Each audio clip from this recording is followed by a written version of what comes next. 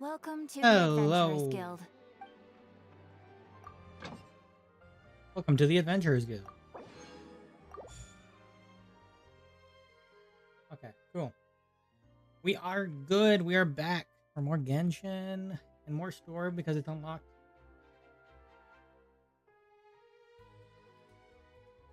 Oh, yep, that's the goal. We're gonna do page 2.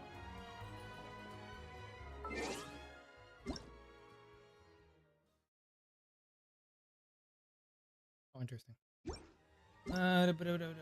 Claim.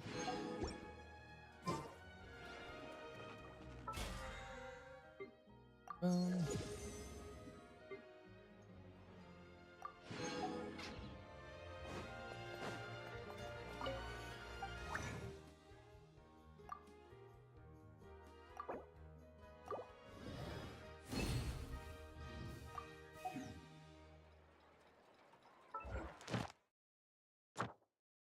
Awesome. There we go. Mission's done. Ad Astra. Thank you for I love the new system.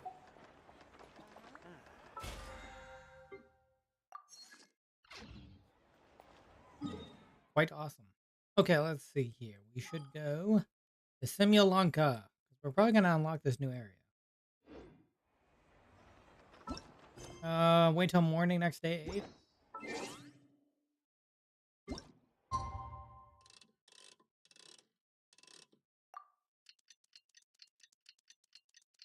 Bum, bum, bum, bum, bum, bum, bum, bum.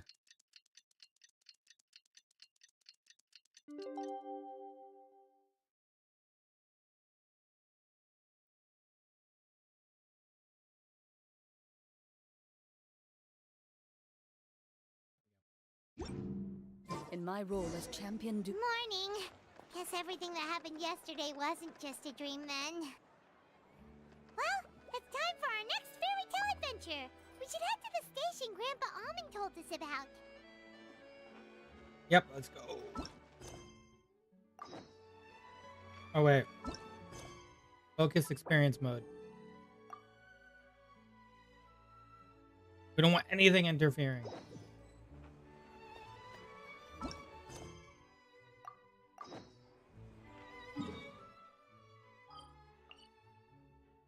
How can we grab this waypoint? Oh.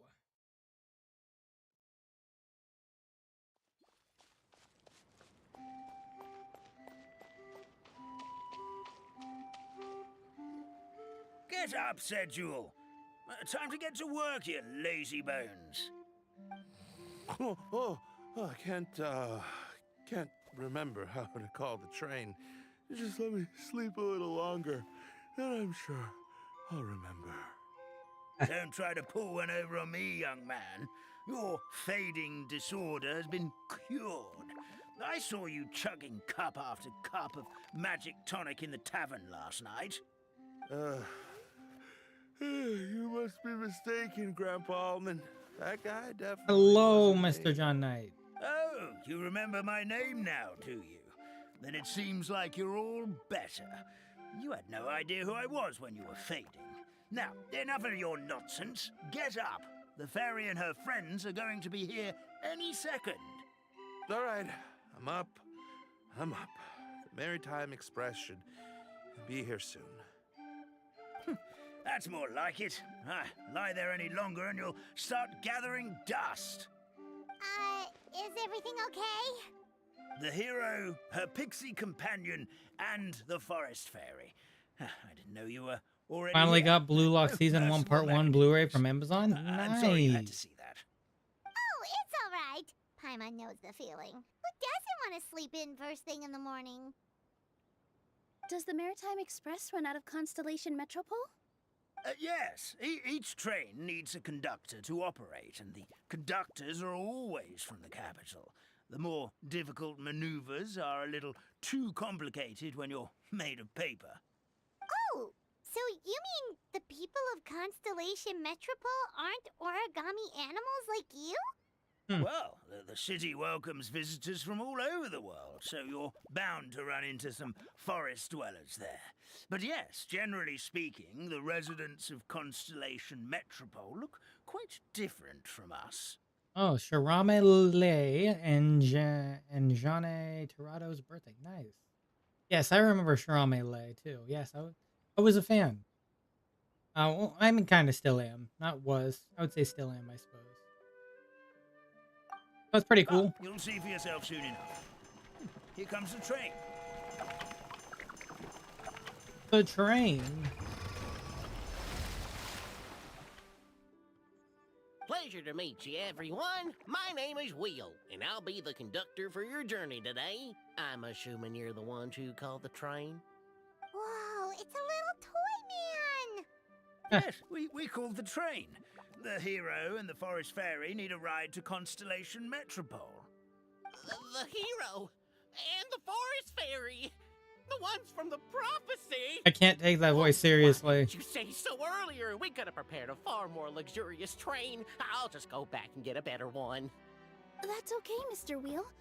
We're trying to get to the city as fast as possible. We just need you to get us across the sea. In your capable hands, I'm sure we'll get there in no time. Of course, my lady. It would be an honor. Well then, all aboard. Sit anywhere you like. We'll get a stunning view of Simulon. I can't take your voice seriously, dude.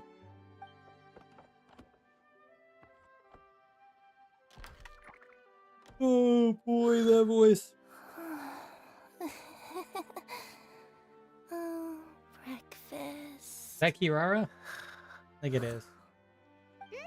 Did one of you just say something? Not me. Wasn't me either. Breakfast. Oh, come back. Sounds like the voice is coming from inside the train. Yeah, Kirara. Fish. Chicken drumsticks. Oh, gotcha. Oh. What's Kirara doing here? Hold on a second. Hey.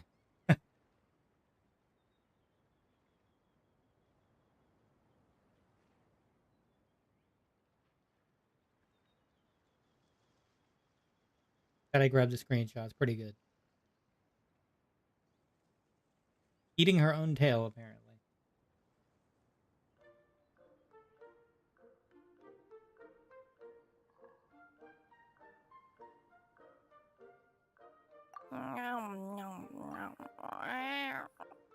Is she a friend of yours? Oh, let Paimon introduce you. This is Kirara. She's... Oh, wait. Actually, maybe we should wake her up first. Probably a good idea.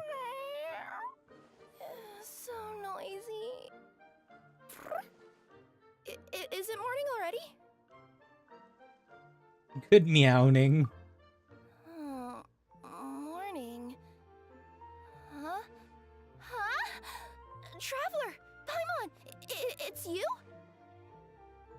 means...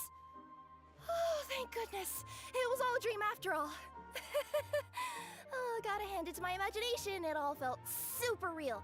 There were these toy people, but they were alive and they could talk. Madam, sleeping overnight in the train car is prohibited.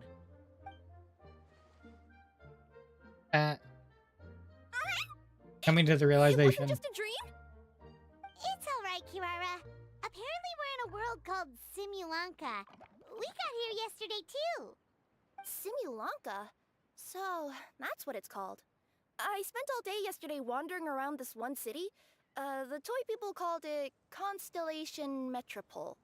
I was trying to find a way to get back home. I was seriously starting to think I'd gotten on the bad side of some great yokai and gotten swallowed whole. Yeah, makes I sense. take it you're Inazuman then, Miss Kirara? She sure is. But, Kirara here is kinda special. Let Paimon introduce you for real this time. Kirara is a Nekomata from Inazuma. She works as a courier for Komanie Express. Huh, nice to meet you. Yeah, she's the character we get a free skin of. Zubair Theater. You can usually find us performing in Sumeru City's Grand Bazaar. Right now, though, I suppose I should introduce myself as the Fairy of the Forest of Blessings. Oh, you're Nilu! I've heard a lot about you from my deliveries in Sumeru. I even saw one of your performances back in the day. You're an amazing dancer. But, did you say you were a forest fairy? Oh, yeah, that's her new identity here in Simulanka. Oh, speaking of new identities, looks like you got a new outfit yourself, Kirara. Yeah, I know. It confused the heck out of me yesterday. I just woke up in a set of brand new clothes I'd never seen before. That must mean you have a big part to play here, too.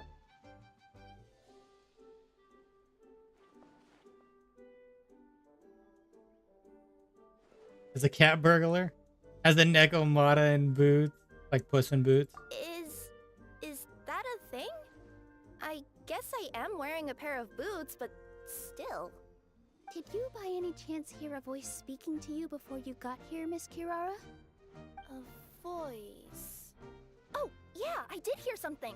But I was so freaked out my tails got all tangled. So I, didn't catch much of what was said.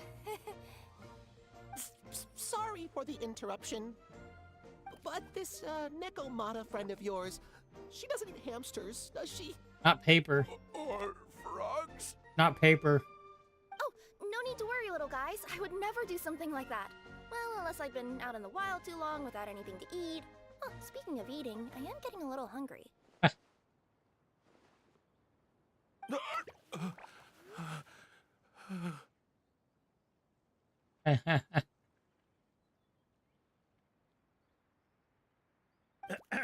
Where are your manners, everyone? This young lady is a trusted friend of our esteemed hero. Now, I know a fear of felines is etched into us with ink, but I'm certain Miss Nekomata in boots here means us no harm. It sure looks like you're keeping your distance, though, Grandpa Almond. You will have nothing to fear, I promise. I met some origami animals in Constellation Metropole yesterday, and I even made sure to retract my claws so I didn't hurt them by accident. Plus, you all look just about as tasty as the cardboard boxes I deliver. Not that I tried to eat you even if you did look tasty. Promise. Please excuse us, Mom. It's just an unconscious reaction. Dear passengers, it's almost time for us to depart. Oh, yeah, that. Whoops. This turned into a pretty long conversation, didn't it? All right, let's get on the train. You coming with us, Kirara? Mm-hmm. I'll ride with you to the next stop. There's a place near the Metropole that caught my eye yesterday, so I want to go explore it today. Then all that remains for me to say is, on behalf of the Forest of Blessings, thank you once again for all you've done for us. May the Goddess of Fate be with you and bless your journey, Madam Fairy, Miss Nekomata in boots, and our brave heroes. Please do visit us in the Forest of Blessings again, once peace has returned to this land. I have to get all the We stuff. will. We'll definitely meet again. Take care, Grandpa Almond. I gotta come back and get all the stuff. Page 2. Dodge.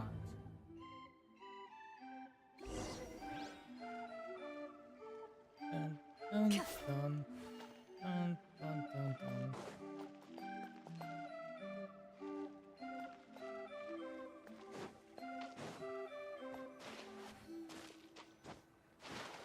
Time to take the train.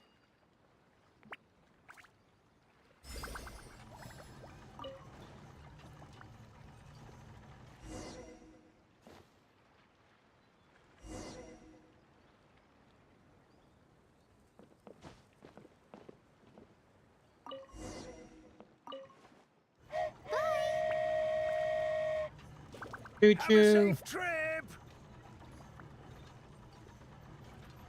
Wow, a train ride over the sea? What an incredible view! Please keep your head and arms inside the train at all times. What if I You don't? don't want anyone falling into the sea. Look, another train's coming by. There's a train coming the other way too! Hey! Now that the fading disorder is cured, I'm sure the forest will be a lively place again in no time.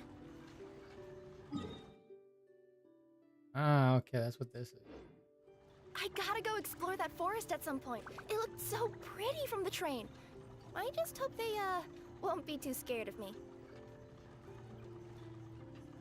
It's not even We'll that be far to arriving travel. at our destination shortly. Please prepare to disembark. That is literally the shortest train ride ever.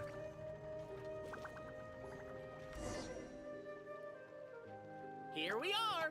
Constellation Metropole is right over there. It's a short walk from here to the Gear Sky Ladder, which will take you right to Metropole Square. And thank you again for choosing Maritime Express. Great! And thanks to you for a smooth and pleasant journey, Mr. Wheel. The train cars were comfortable and spacious, and I had a great night's sleep. I'll definitely be back. As you wish, ma'am. He's like, I don't know how to respond to you. Hey, a Where should we go waypoint. next? Is that place you wanted to check out nearby? Mm-hmm. I took a walk around yesterday, and it felt like there was something weird about it. So, I think I'll indulge my curiosity and go investigate. Want us to come with you? It's okay. You guys go ahead and visit the Metropole for now. Hopefully, that's where you'll be able to find out some more about this world. I pretty much explored the whole place from the rooftops yesterday, but for some reason, this is the place that caught my attention. Hmm. You know what I mean, right?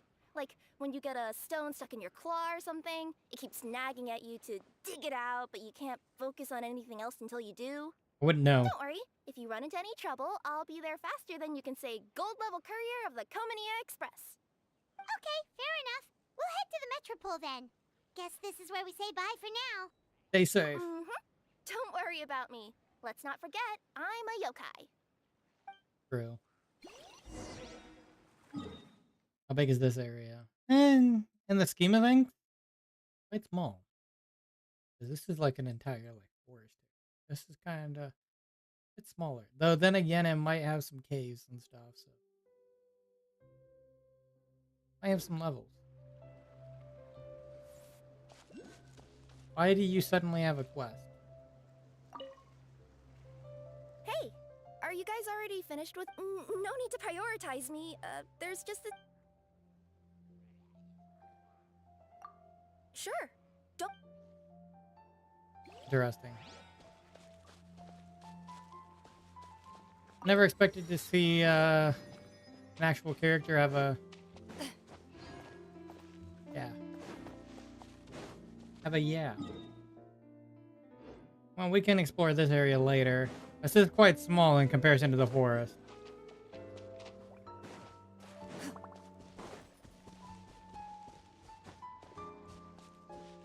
Oh my god. They were at the last, I think, summer event. It's the Hilly Trail and Slime. They keep including them.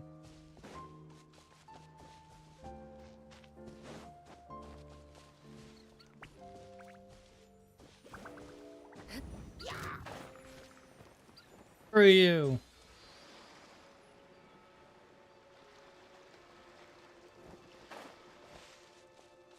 Shoo.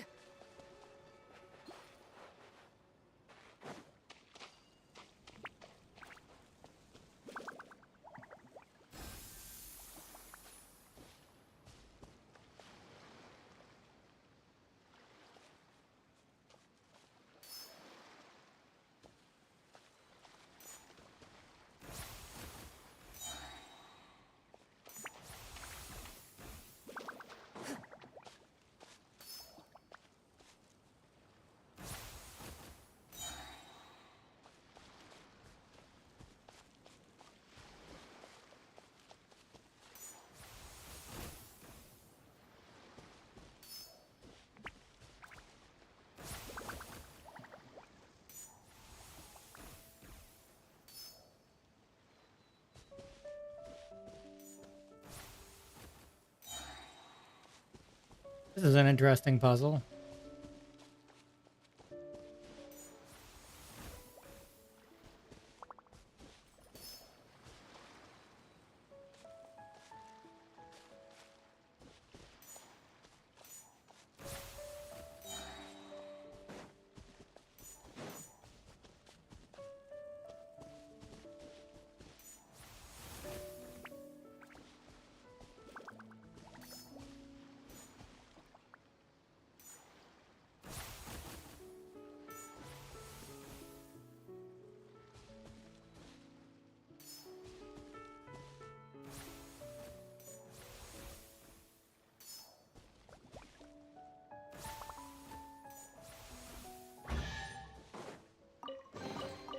A stroke of good luck, and a very welcome one.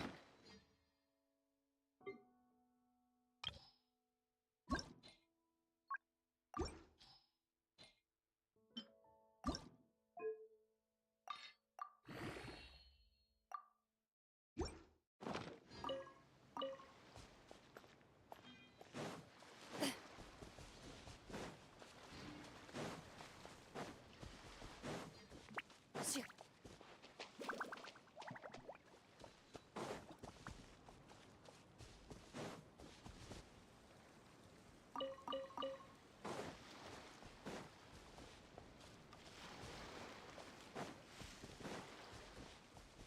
Kind of the same thing with this island. I can always come back later to see if there's anything else on it. Help me! Somebody, please! Over there! Help Guys. me! Help! Oh, goddess of prophecy above, would you kind souls please help us? What happened here? Why are you all suspended in midair? I mean, being stuck in midair still beats falling to the ground and being smashed into a pile of blocks, but Fair. I told him to be careful, but no. Never mind. Now's not the time for that. My good friends, could I trouble you to turn the clockwork key over there? I'll explain everything in a bit.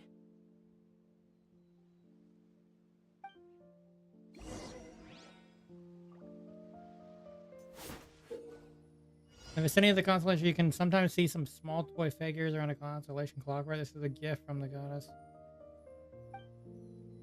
Attack the clockwork device to gradually rewind the surrounding scene.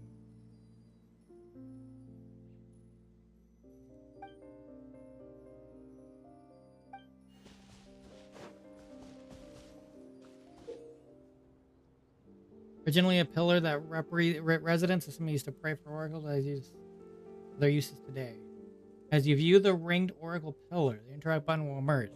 Press it and the magic thread will fly toward the oracle pillar next to you to connect it.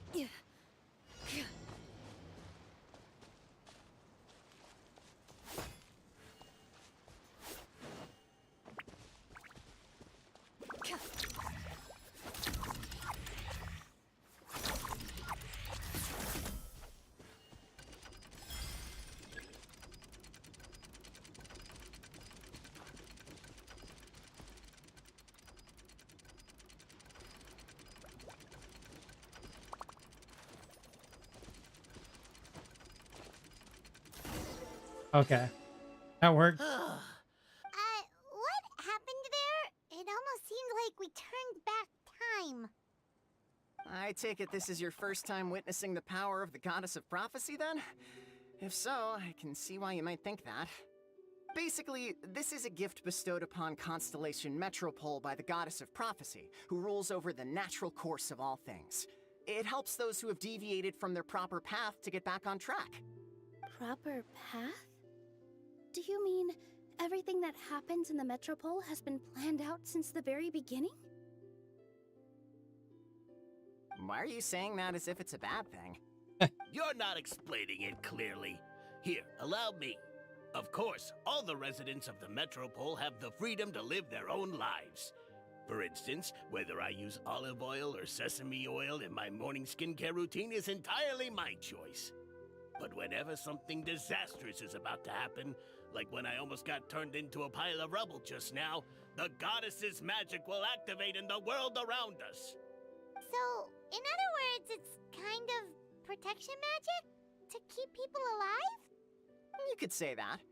There are other situations in which it activates too, but that's basically correct. Well, in any case, we're glad no one's hurt. Are you heading to the Constellation Metropole? Yep. Do you know where we can find the Gear Sky Ladder? Oh, it's just that platform up ahead. The one with the key sticking out. Yeah, that makes sense. That thing? Are you sure? Yeah, it makes sense. Yep, that's the one. Pretty much everything in the Metropole runs on tracks and gears. The Goddess of Prophecy watches over it all. Which is to say, all the tracks are fixed. If a machine is set up to move forwards, it'll never move in reverse. This reminds Paimon a lot of Fontaine's clockwork toys. You mean, like those music boxes with dancing figures? I think I've seen one or two from the merchants in Sumeru. Yeah, exactly like that. Anyway, sounds like it's not gonna suddenly fall out of the sky, so Paimon's okay now. Should we get going? Give me that chest. If these items are New mosaic returned, moments of we may gameplay take unlocked. them without-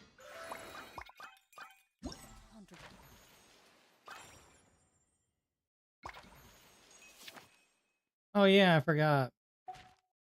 I should do these as well.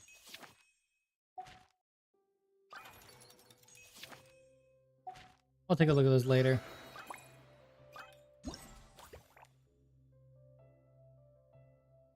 We gotta at least do this one for 30 primos.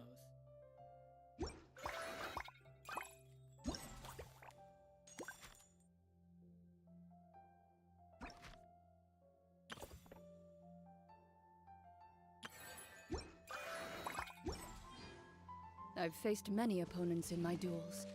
Most of them I defeated. The rest surrendered. Hmm? No, I have never lost a duel.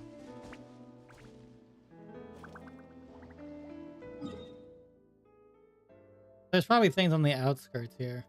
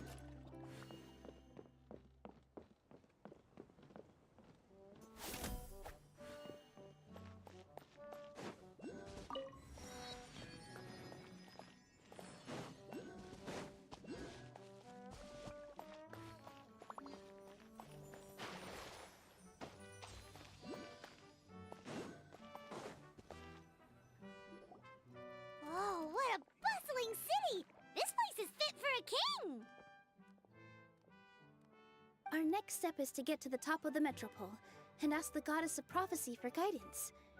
If there is a king in that castle, I sure hope he won't get mad at us for trespassing. Well, we are the hero.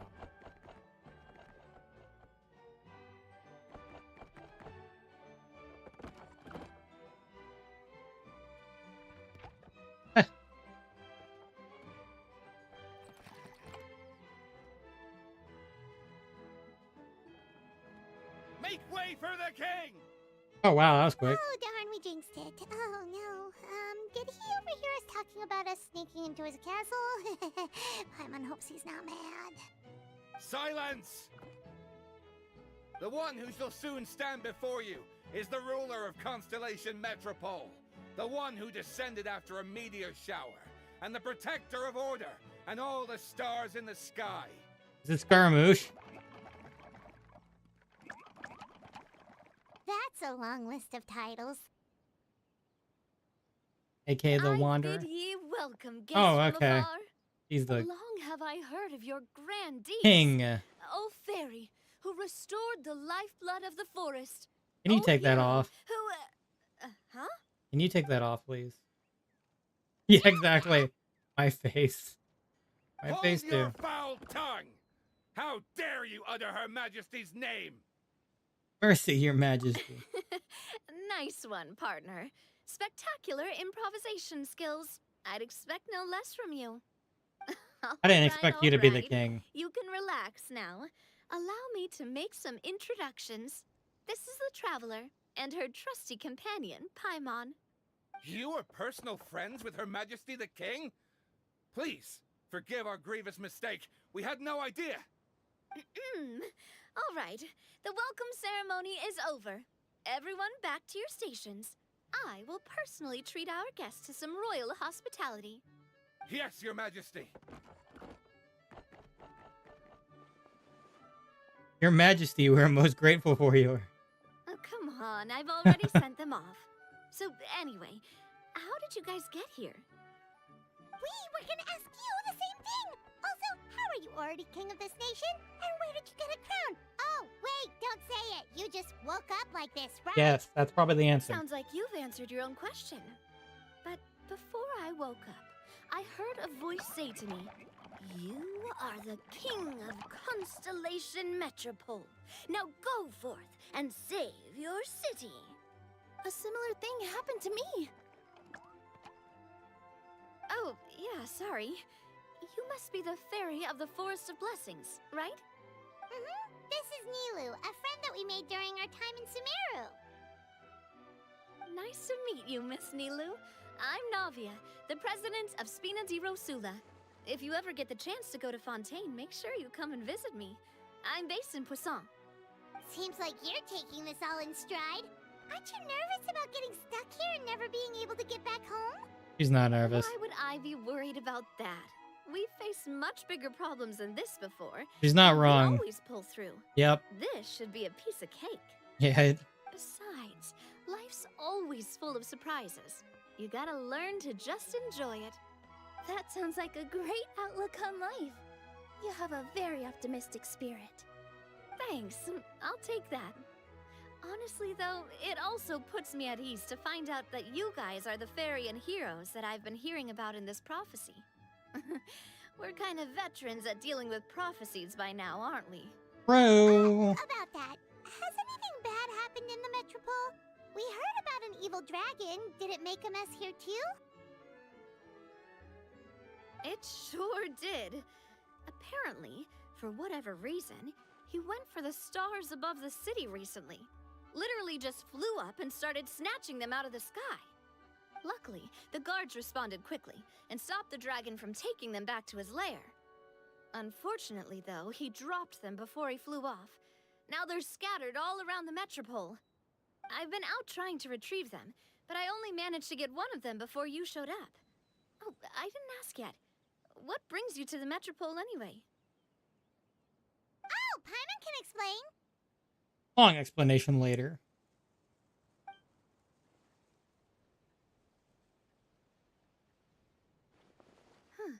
I see.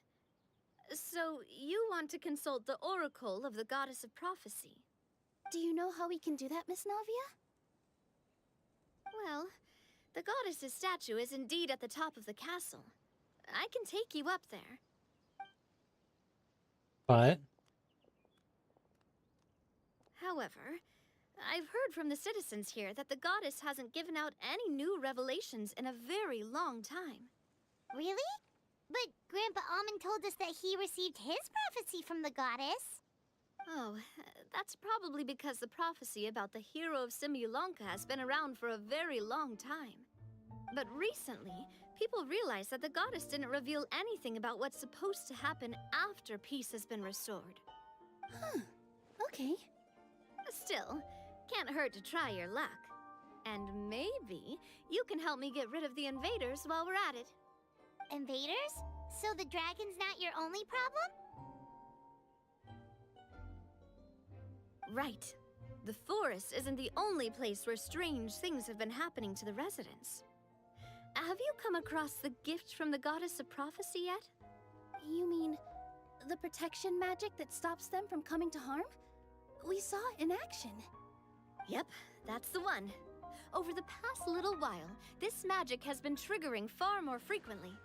We don't know if it's simply because the metropole has grown a lot more dangerous, or if there's a deeper reason behind it. Betty Bo. Some residents find themselves getting stuck in a place and unable to move. Others start repeating the same thing over and over again, like they're trapped in some kind of loop.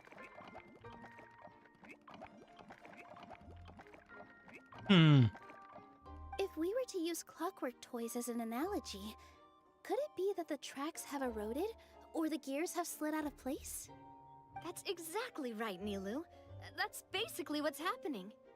Anyway, some of the monsters outside the city saw this as an opportunity to launch an invasion. But we didn't see a single monster on our way here. That's because I already took care of most of them over the past couple of days.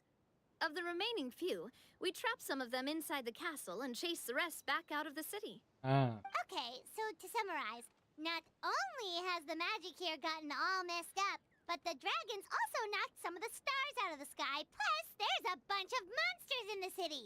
Yep. Sounds like there's a lot more to fix here than in the Forest of Blessings. Well, defeating the dragon and the monsters should be straightforward enough. But how do we fix the magic? Supposedly, the goddess has had it all planned out for ages.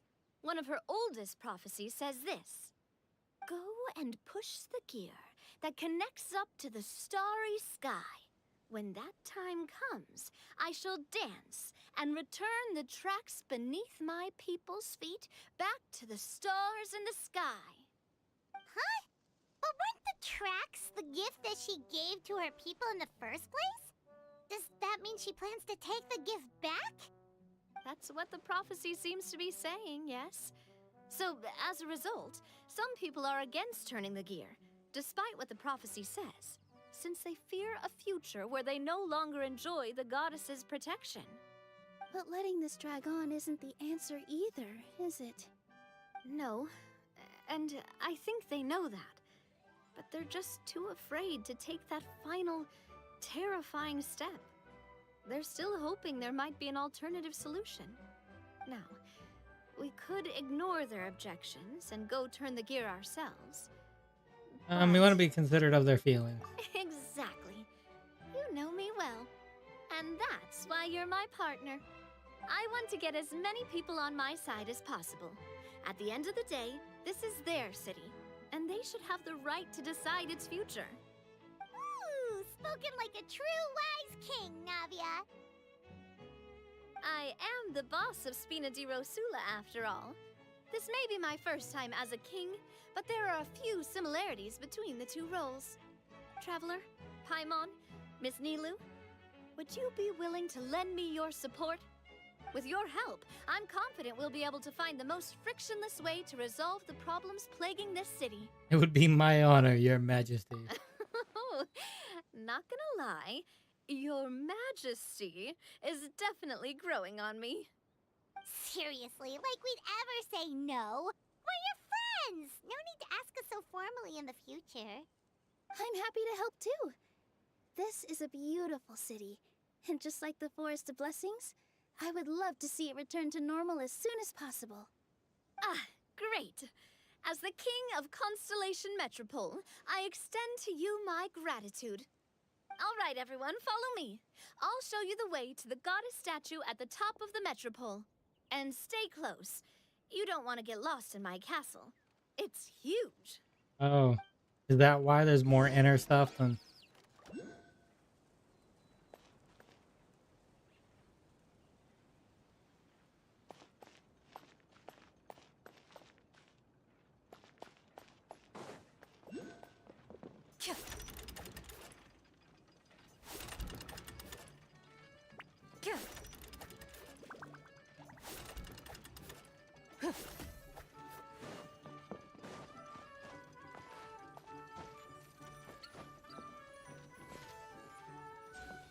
Oh, I see a chest all the way up there.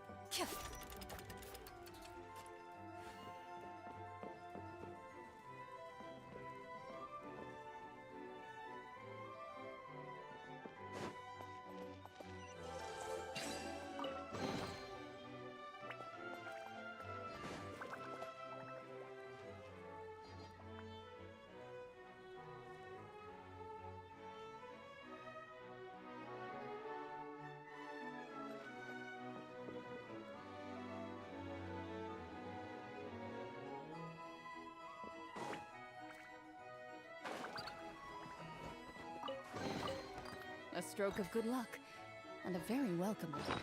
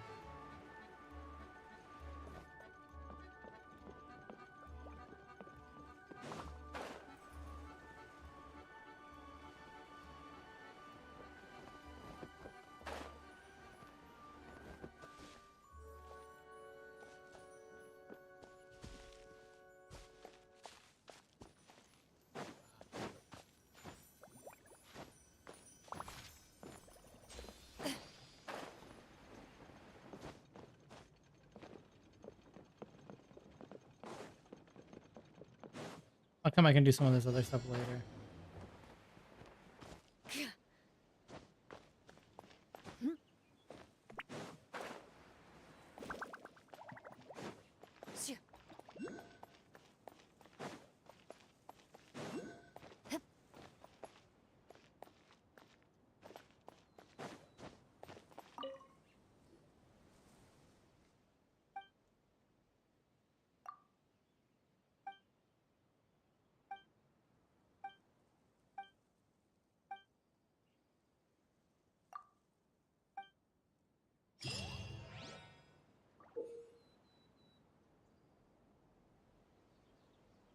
Oh, okay.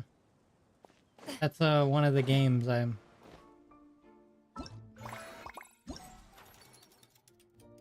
Yeah, it's this one. Yeah, okay, okay. Yep, it is one of those.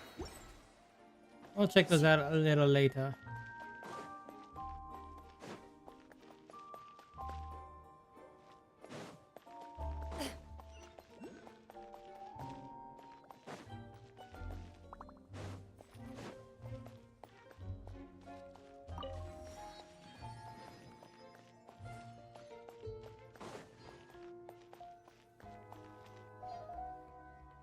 Huh? What's this? Wait. This This looks like the star I found earlier. I told the guards to place it near the goddess statue. Maybe they ran into some trouble up there. Guess we'd better hurry.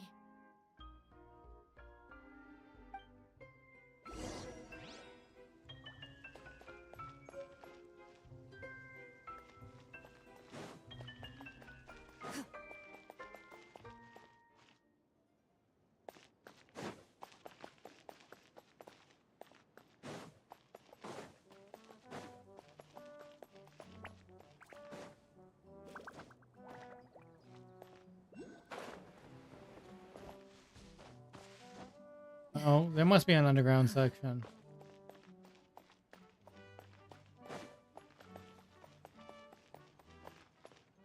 It's a trap.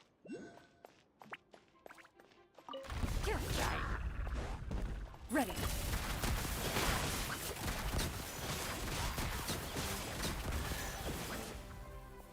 It's a trap.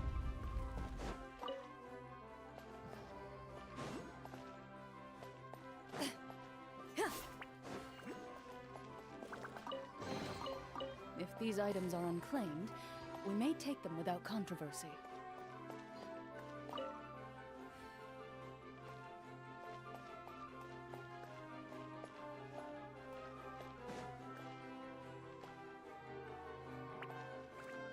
Yes, give it to me.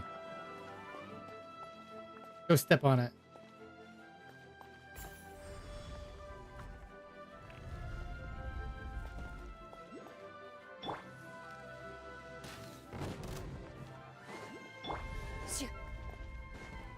Into the shadows.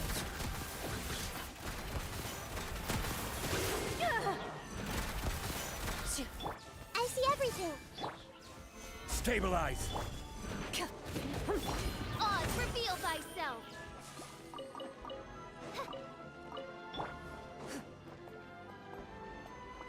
Whoa! Why is the star on top of a mechanism? Uh-oh! More monsters incoming! Gather. Loaded.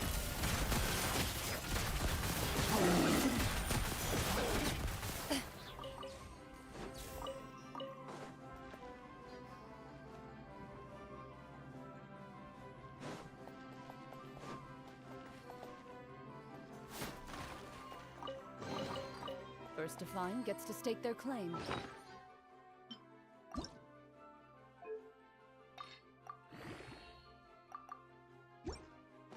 Seems fair. Yeah.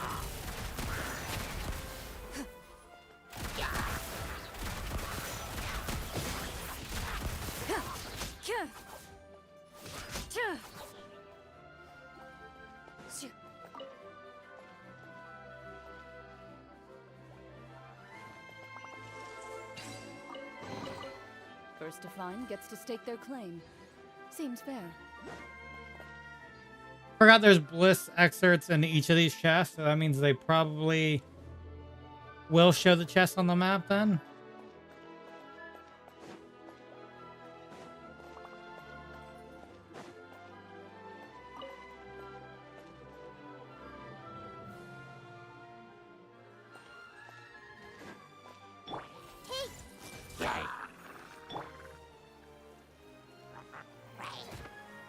Okay, you can't start hitting me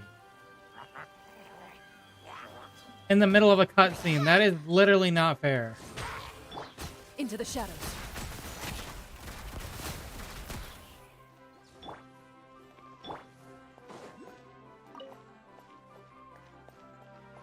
Like, if I'm stuck in a cutscene and I'm starting to take damage, it's really not fair.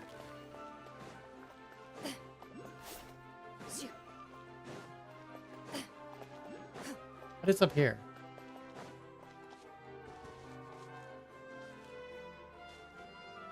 Oh, another star? Everyone hold hands. Right. By royal decree. Loaded.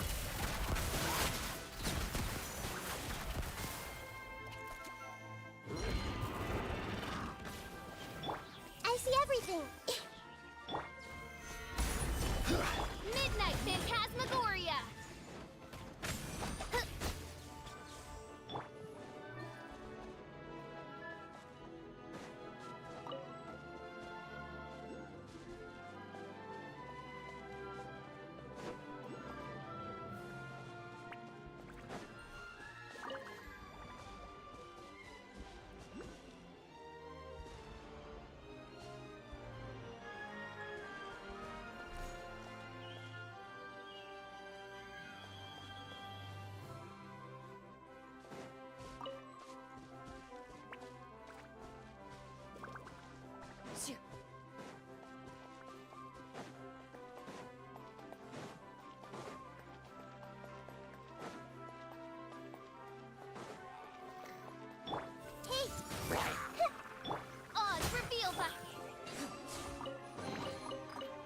mark of good luck, and a very welcome one.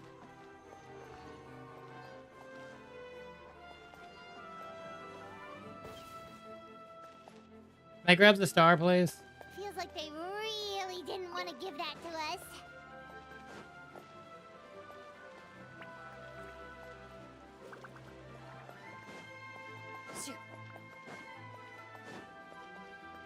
Do that later.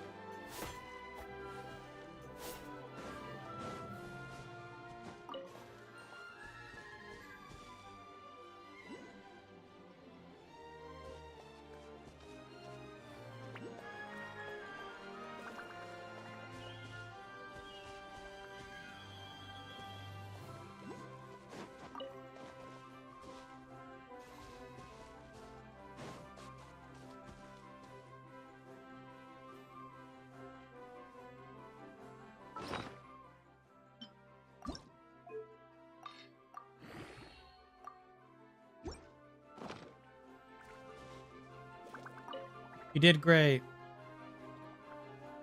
Can I grab the star now? Another Yeah. one in the bag. That sure was rough. If these items are unclaimed, we may take them without controversy.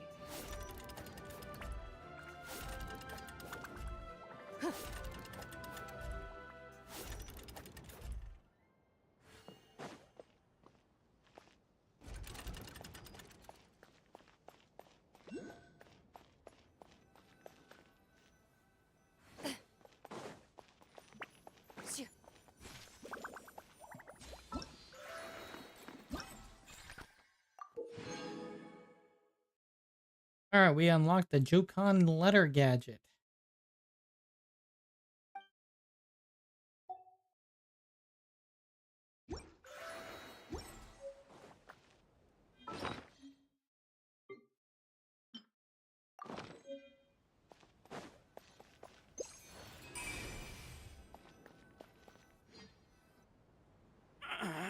Drat!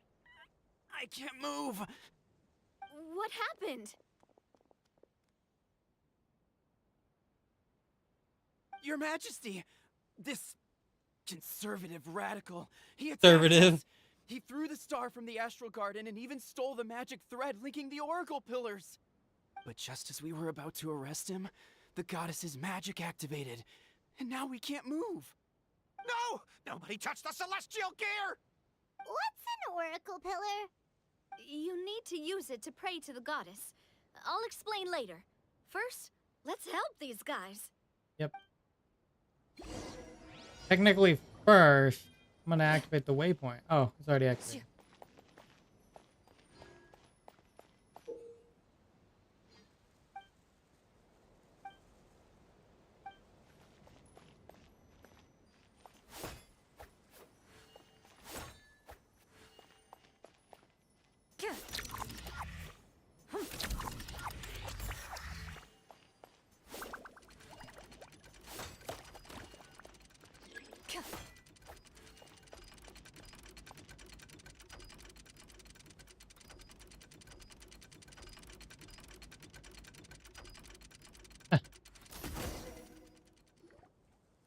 That was cool. Hey, he's getting away! Halt! It's okay. Let him go. But, Your Majesty! Even if we catch up to him now, we won't be able to change his mind, much less quell the fear that many others like him are feeling. All it would do is turn him further against us. Understood, Your Majesty. Also, this is the magic thread he was holding from the Oracle Pillars. Your Majesty, what should we... Ah, please give that to the traveler over there. I believe they have some questions for the goddess. Yes, Your Majesty.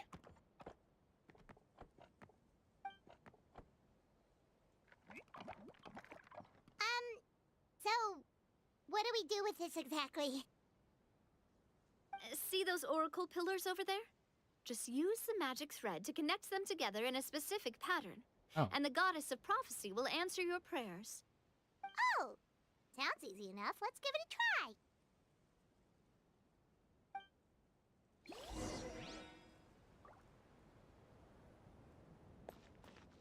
In a specific shape, I'm assuming star.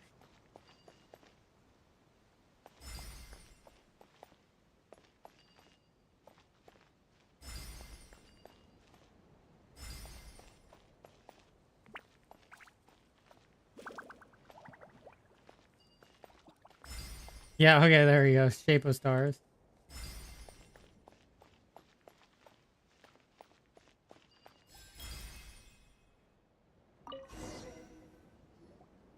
It worked!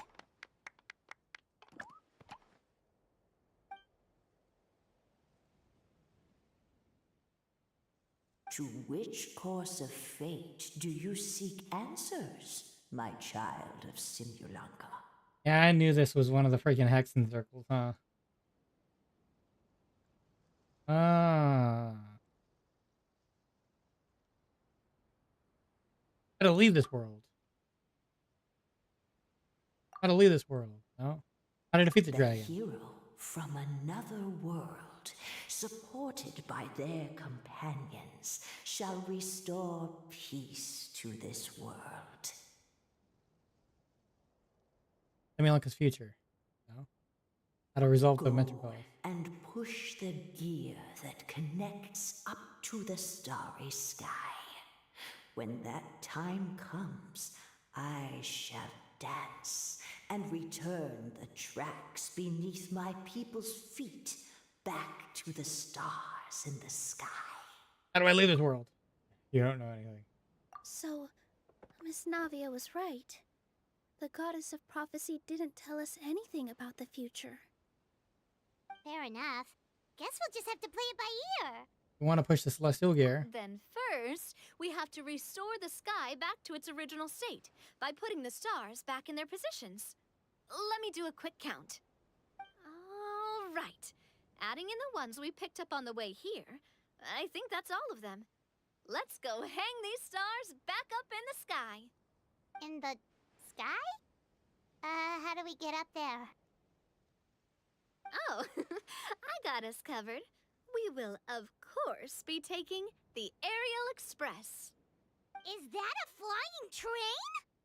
Yes. Hey, you already took a train that runs on water.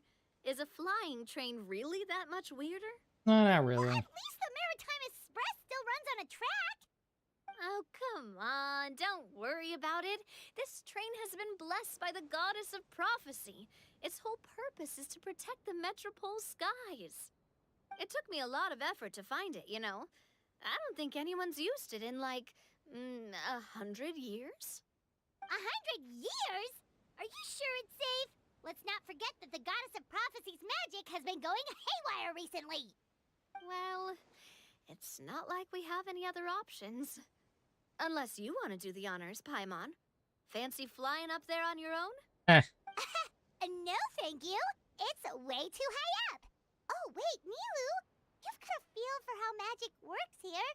Can you do your thing and sense if this train is the real deal? I can try. Yes, I can sense traces of magic, but it's different from the kind I felt in the forest, so I don't know. Okay, fine. Guess there's only one way to find out. Yeah, we have a glider. That's the spirit. We're I'll good. come with you. Miss Nilu, will you be joining us? I think I'll stay behind. That way, if something does go wrong, you'll have someone on the ground to get you some help. That makes sense. If the train does break down, you can make us a giant origami crane to come bail us out. Or if a crane's too difficult, a finch could work. Okay. Best of luck! A finch, huh? I think I know how to fold one of those. He's thinking about it already.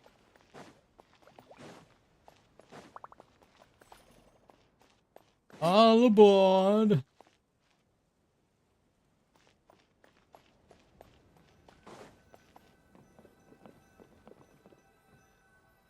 it's very close to Astral Express.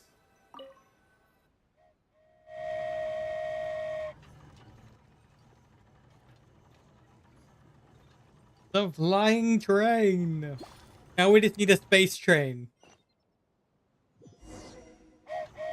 Choo-choo! Aerial Express moving out. Whoa, it really is flying! What an amazing feeling. I've never been on a flying train before. Neither have we!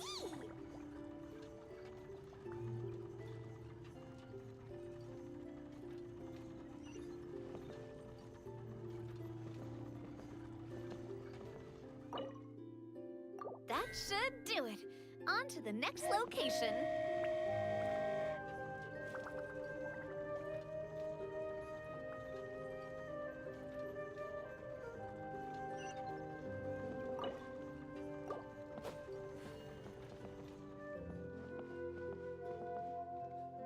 One second.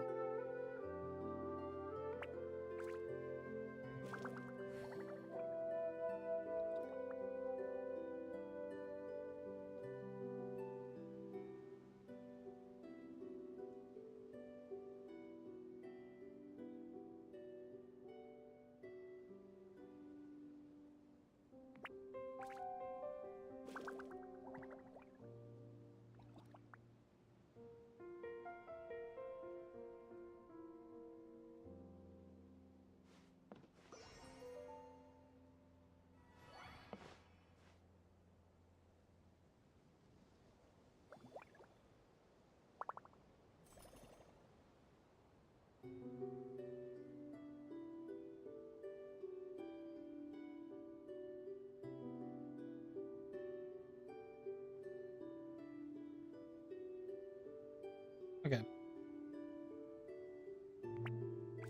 Let's see. Let me go there. Place.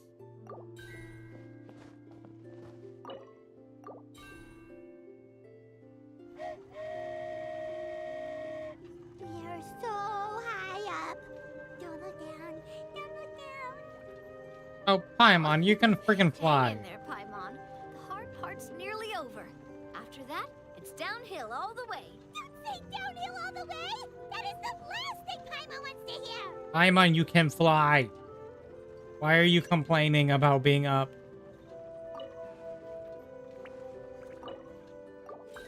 You don't make any sense.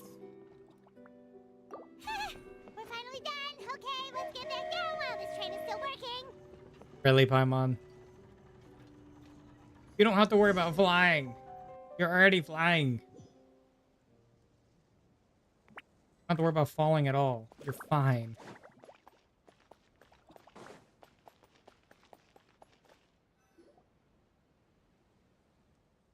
Great job! It looked like it all went smoothly.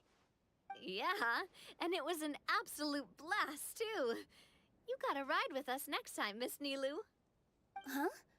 I'm okay. Isn't Thanks like for- flying.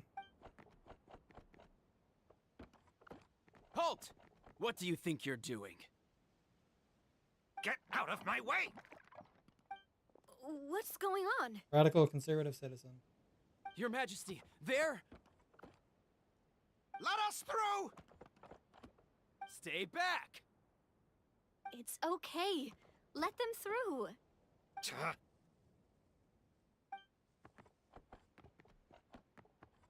Your Majesty, could we please ask you not to turn the gear that connects up to the sky? And why is that? As you have seen, the goddess's gift is very important to us. It keeps us from harm and protects our very lives. Some of us, we just aren't ready to lose that protection.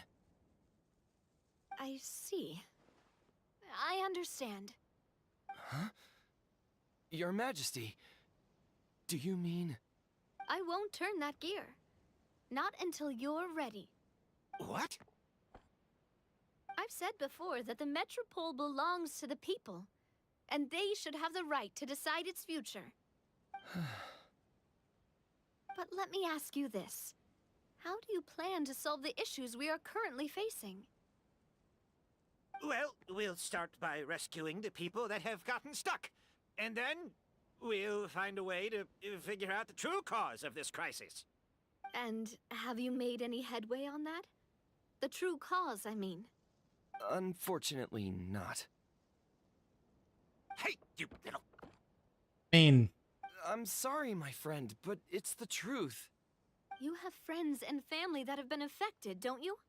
That have gotten stuck? Duh. I understand your concerns. But if we let this drag on for much longer, the situation may well get worse. More and more people will be frozen by the goddess's magic. Yes, but if we turn that gear now, all the tracks in this city will disappear. I know this is a hard decision to make. But have you ever thought about why the goddess might have made things this way in the first place? Huh? Why do you think she might decide to take back her gift and stop revealing further prophecies about the future? Are you saying she has abandoned us? No. Quite the opposite, in fact. What do you mean? The goddess dearly loves this world and all the people of Simulanka. And because she loves you so much, she wants you to be able to choose your own path. Every parent hopes their child will have a happy and carefree life. But if they're overprotective, then all they'll manage to do is keep their child trapped. If a mother bird lets her baby ride on her wings for too long, her child will never learn how to fly.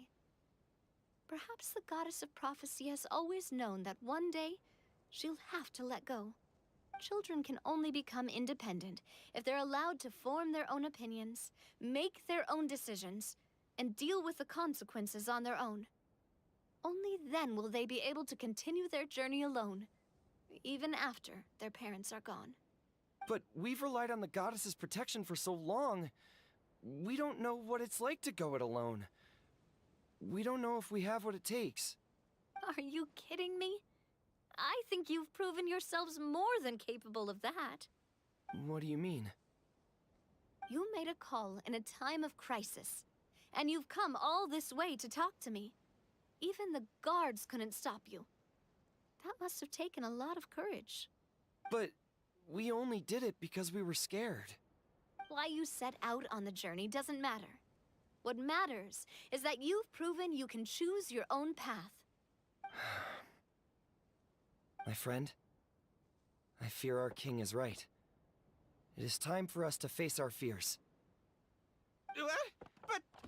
But we... We can't go on living like this. Living in fear. Look at what it's driven you to do.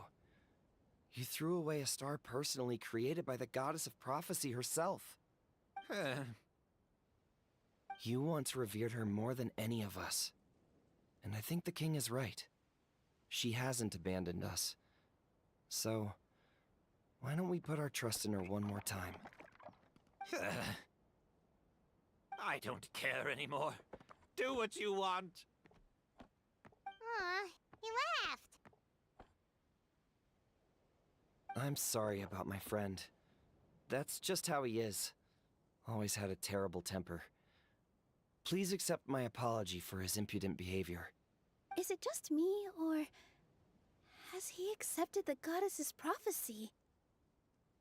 I think so. Not that you'll ever hear him admit it out loud. Your Majesty, please turn the gear that connects up to the sky. So, you've made up your mind? About giving up the goddess's gift? Yes, I've made up my mind. But maybe losing the gift isn't what this is about anymore. Because we've gained something too. You have given us courage. Well said. I am proud of your decision. Now, gather around, everyone, and join me as we make the night sky of this wonderful city turn once more.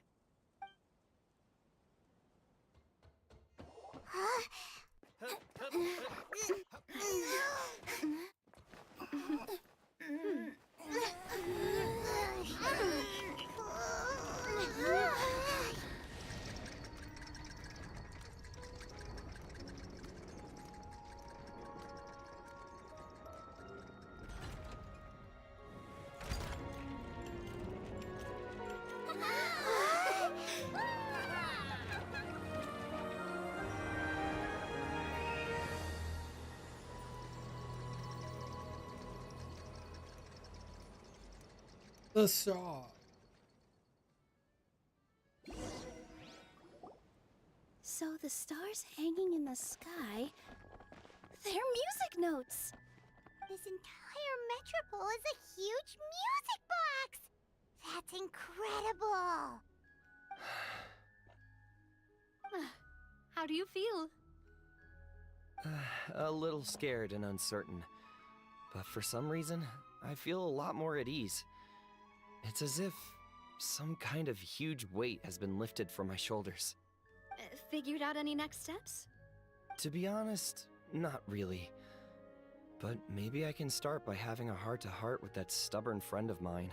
I have an idea. If you don't know what to do, why don't you start by helping the people around you? You mean the people who got stuck because of the goddess's magic? I mean anyone and everyone who needs your help. By helping others, you'll eventually find your own path. Trust me, I have experience in this. What kind of experience, Your Majesty? Yes. We'll need a formal organization with a catchy name before we go out and start helping people. Why don't we call it the Spina di Rosula? Spina di Rosula? Ooh, or even the Spina di Rosula di Simulanka.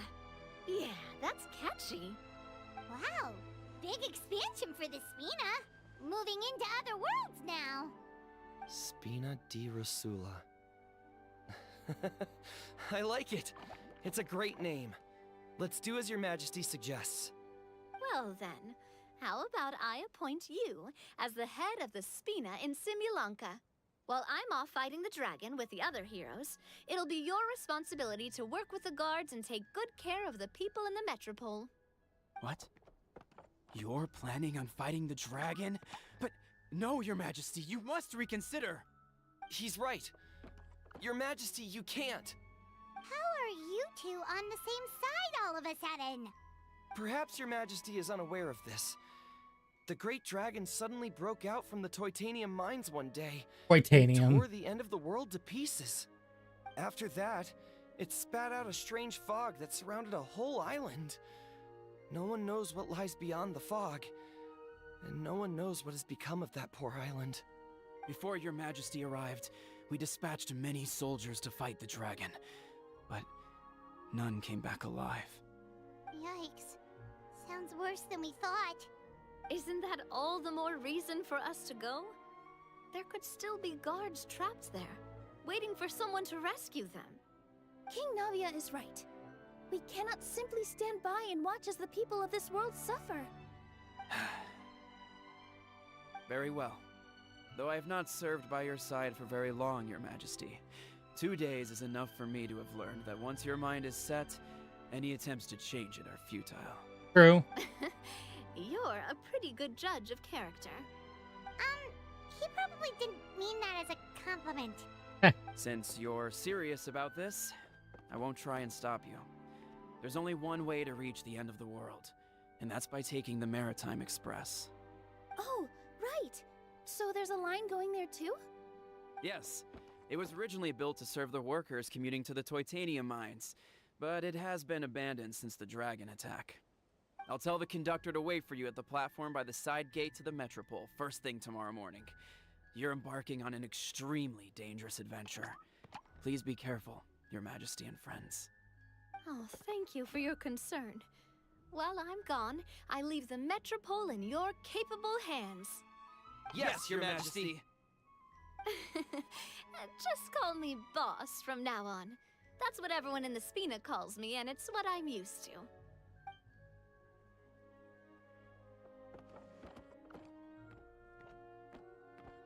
So, the plan for tomorrow is journey across the ocean, make it to the end of the world, and defeat a dragon. Yes. Ooh, that's an adventure and a half. Do all storybook heroes have to work this hard? At least we'll get to see some amazing scenery along the way, right? Besides, we'll have each other. It'll be a shared experience that we'll never forget. Plus, we're pretty well equipped for a classic heroes versus dragon story. We got Miss Nilu as our magic caster, and I guess I'm the melee warrior who leads the charge? Paimon can definitely see that. Anyway, those are tomorrow's problems. Right now, all Paimon wants is to eat a proper meal, because worst case scenario, if Paimon ends up getting eaten by a dragon, she wants to do it on a full stomach. And something about the end of the world doesn't sound like a great place for food options. Yeah, I mean, it has pretty good food options, probably. Well, the origami animals in the forest only drink magic tonic. What do the toy people here in Constellation Metropole eat? Vegetable oil and sawdust, I think. Oh.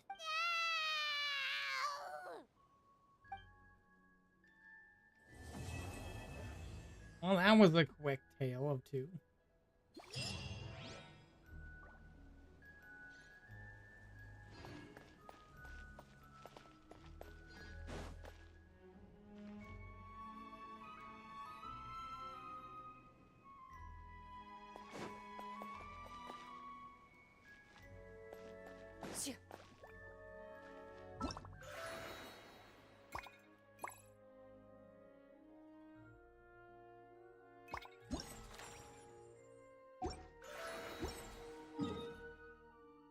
Yeah, we have Kiraras down here as well. Could do that one fast. First and foremost. Hey, Kirara. So, are you all set? Ready to start investigating? We're all good. Great! I've delivered packages all over, but I've never seen a mysterious fairy tale world like this before. Looks like nobody has gotten around to repairing this house yet. Ugh, even I wouldn't dare to sleep in there. It might suddenly collapse in on you. You want to check out the area over there? Okay, I'll wait here for you.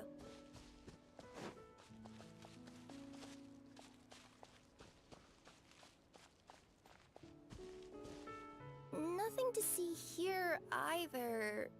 Maybe we can find someone to ask? Aha! Over there!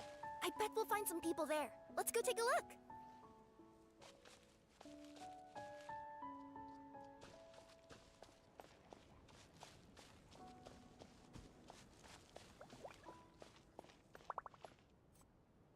Uh-huh. I was sure there'd be people here.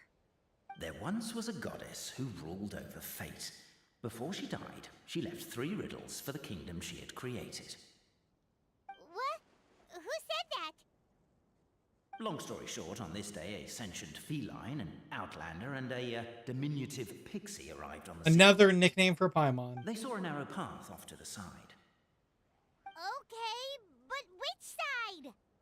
Yeah, if you gave ambiguous instructions like that to a Comania Express courier, they'd give you the parcel right back and tell you to write the delivery address more clearly. Despite how obvious the answer was, the perplexed pixie and the flummoxed feline struggled to work it out. Although, perhaps a small part of the blame could be attributed to my dull narration. Yes. All right, let's try this again. The path on the left-hand side seemed to give off an enticing fragrance, as if to say, this is the way to wealth and glory. Ooh, that sounds like the start of a good story. Then what? Then what?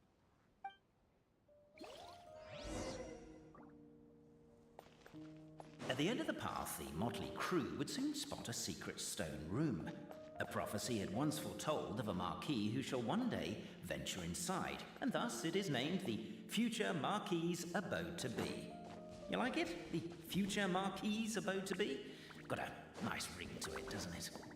That was a little bit boastful. But before you continue, I must warn you of the danger that lies ahead. For example, under no circumstances should you sit on the chair in the center. Otherwise, the consequence... are you sure you don't want to hear the rest? I'll keep this brief. Firstly, the place ahead of you is a secret room whose purpose, per the legends, is to await the arrival of a certain Marquis. For that reason, it's called the Future Marquis's Abode to Be. Secondly, when you get inside, Don't sit on the chair in the center, or bad things will happen. There, that's all. Off you go.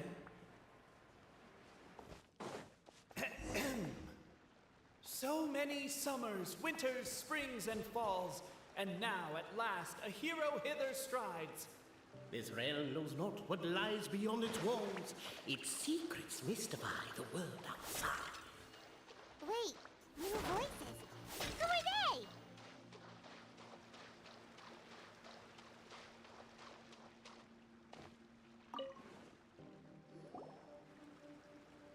Stop the poem.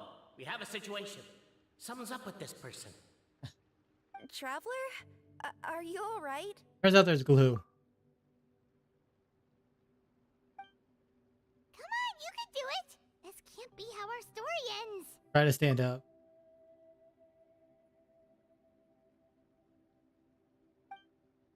Can I give you a hand or a tail, even? Keep trying to stand up.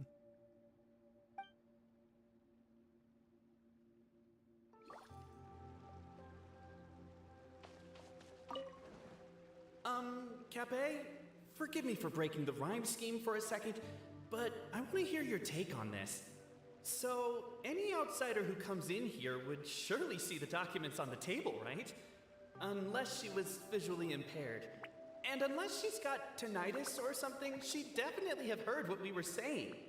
All I'm trying to say is, if this poor person can't see or hear properly, I just feel kind of sorry for them.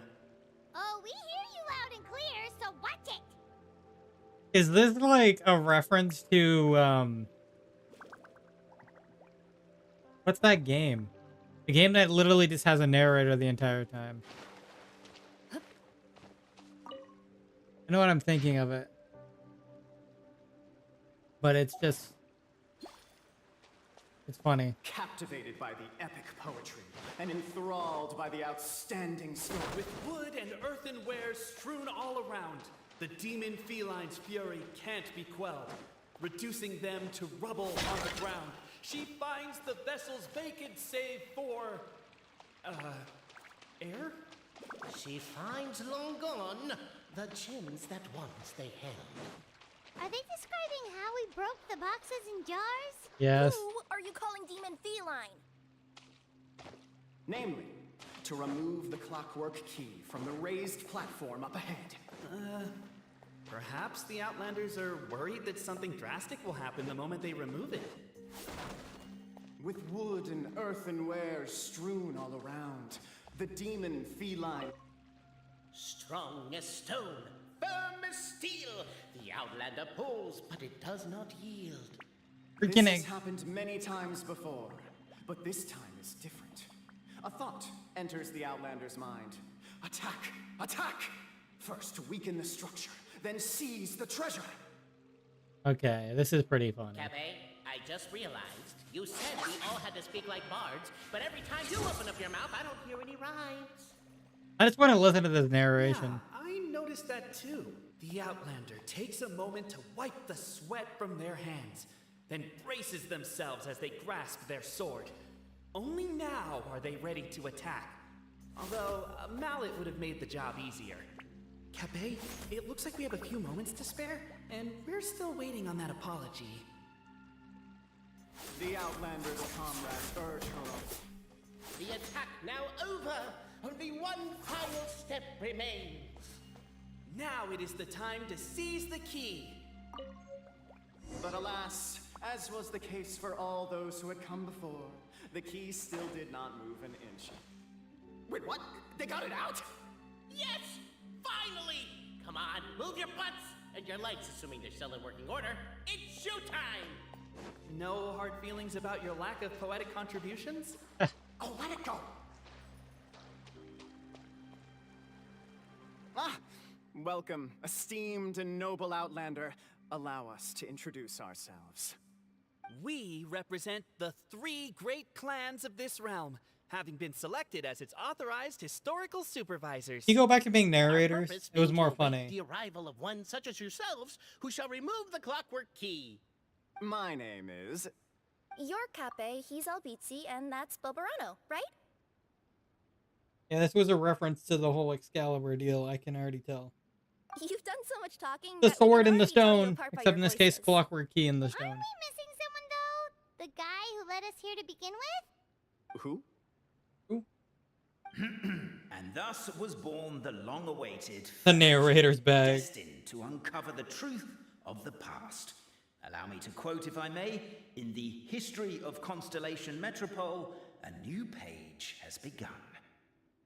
Him. Well, there's no fourth person, so which of you is the ventriloquist? Ah. Come on, out with it. We've never heard that voice before, but he sounds like he'd be good at reading bedtime stories to children. Well, whoever it is, I don't know and I don't care. Forget about him. Wow. Far more important things to focus on. Forget about the narrator. Where our journey goes from here. That key you hold is the pivot point about which the past and present of the Metropole revolve. However, between our three clans, there is some dispute over the historical record. Okay. Each clan has its own version of history, detailing the clan's origins and the tale of the dragon of old. And unfortunately, we don't know which one is the truth. Hmm. Dragon? You mean the one that's been acting up recently? Oh, no, not that one, you adorable little pixie. When I say dragon of old... He means a dragon that would be really, really old if it was still with us today, but it was defeated in ancient times. The new one has nothing to do with our clan history. Oh, okay. Was that supposed to be a joke? Anyway, so you've been waiting for someone to remove the key so you can finally explore the truth of the past? Not just explore it, but argue incessantly about it. Ah, I got Honestly, it. I don't care that much. Cape's the one who's always bothering us about it. What we need to figure out is who resolved the dragon crisis. We have to know that before we can decide which is the supreme clan. The moment you removed the key from where it was lodged, you became the honorary Marquis. We humbly Marquis. beseech you, noble outlander. Call me Nosh. Noble traveler Marquis, we ask you to help us. You and your talking Puss in Boots and the pale floating pixie. Yeah, floating pixie. Puss in Boots? Are you serious? It's better than demon feline, but still. Embrace it, my friend, embrace it. Most cats don't wear boots or speak, do they? No. I'm not even a cat, I'm a Nekomata. Now that you know the word, I expect you to use it. Please allow me to lead you all to a sacred memorial site. It will be much easier to explain what needs to be done once we are there. I didn't expect like a side quest with Kirara where it's just all voiced. This place is sacred to my clan. It's where our brave forefathers once took up arms against the dragon of old. After a bitter battle that dragged on for many days and nights, finally, our forefathers fought the dragon into submission, and it fled. They took turns, though. Some forefathers worked the day shift, while others worked the night shift. So they worked shifts while the poor dragon had to work around the clock. So they say. It's just a legend, though. Wait a second? Did I just hear you admit that your clan's history is just a legend? Yes. History, legend, who cares? My clan was definitely courageous, that's the point. That's the truth. And isn't the truth what we've all been arguing about non-stop for all these years? Cape's words gave the traveler food for thought. Could it be that the truth in a fictional world is equivalent to fiction in the real world? Yes. But that would have to wait. Apparently, Cape was not alone in his pilgrimage to this sacred site. Unwanted company had arrived. The traveler and the talking cat, Nekomata, decided to teach them some manners. Narrator changed his tone. Oh.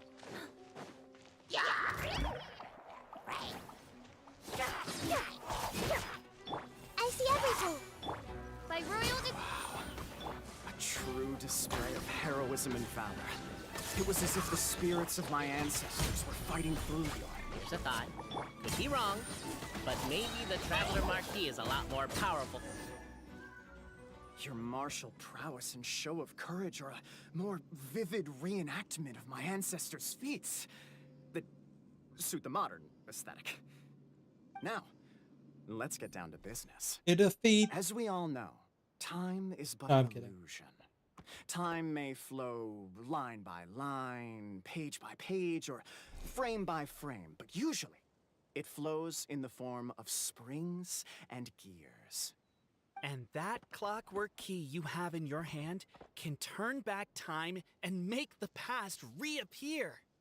Well, actually, my view is that the illusion of time is more of a problem of consciousness. Gears power the body, while the body is the vessel of the conscious mind. But the mind cannot understand the dimension of time, so we experience instead an endless continuum of moments as the pinion of now turns along the rack of ages. Hey. I'm getting flashbacks to when I was delivering packages to the Sumeru Academia. I don't blame you. A teacher once asked Albizzi what his greatest fear was, and he replied, dragons. Boberano was asked the same question. He replied, time, and repeated the argument we just heard. The teacher then turned to Cape and posed the same question. He replied, Boberano. The manuscript that tells the truth of the historical record, the blueprint to all of creation, the work of the great mage themselves. It can be found at the beginning of the gear rack, and on the very first page of the book. Paimon didn't follow all that, but basically, you're just saying that we need to put the key in and turn it all the way back? Exactly. It is said that in the beginning, the goddess of creation took the goddess of fate's manuscript as a blueprint, placed it under the goddess of prophecy's starry realm, and generated the world from a few magic arrays. So in a few moments, when the great clockwork key turns the local time here back to the very beginning, we will restore the magic arrays back to their original configurations. Hold on, isn't stealing part of the blueprint of creation a little dangerous? Also, how are we supposed to know the original configurations of the magic arrays? Well, the general shapes of the configurations have been passed down over the ages. They now form the family crests of each of our clans. So you'll just need to reference my family crest and join the dots accordingly. Okay. Got it. Kind of. 1, 2, 3, 4, 5. Okay. To address your other concern, when the house has already been built, do you really think that taking away the construction crew and blueprint will cause it to collapse? The Traveler Marquis prepares to insert the great clockwork key into the nearby keyhole.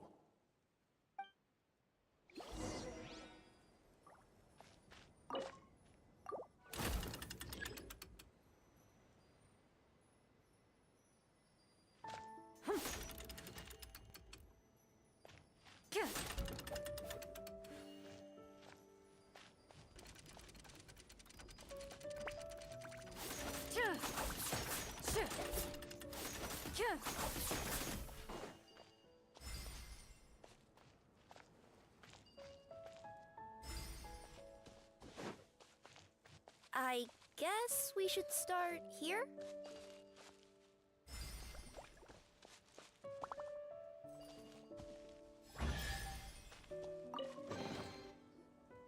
Behold, the sacred writings that record the truth of... No, wait. That have shaped the truth of history. Gather round and let us bear witness. Oh, God. The manuscript. Are you crazy? You're yelling up so loudly the dragon might show up. You good for nothing. Have you not seen how the windmill everyone built has been destroyed by the...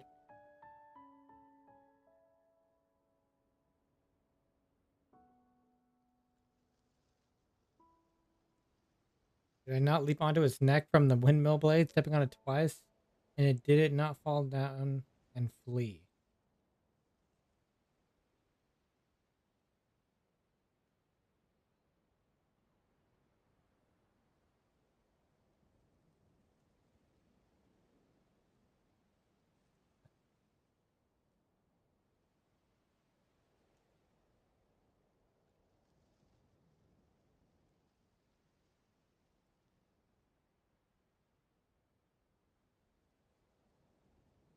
The dragon surrendered. Okay.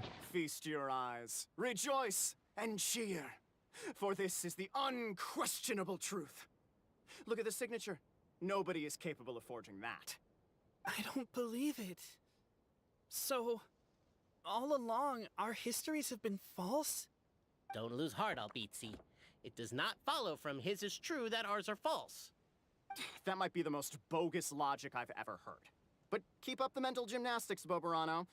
Been waiting for that look of jealousy on your face my whole life, and I'm gonna savor it. And yet, it seemed that this conundrum could indeed have more than one solution. Everyone agreed that there may be more than one truth.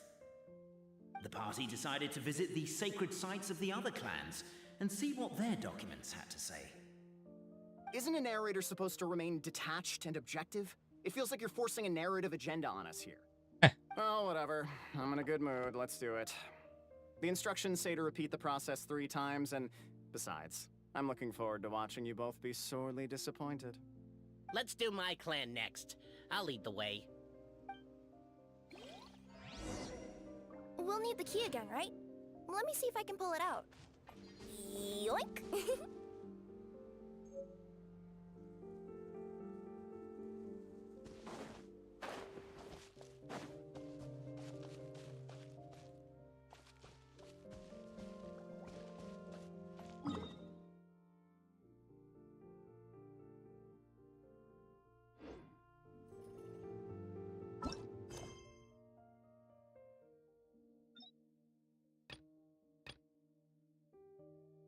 What?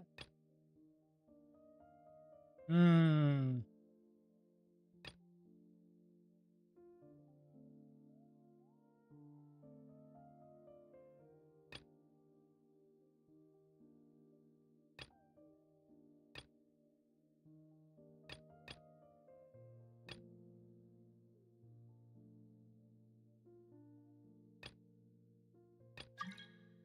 No.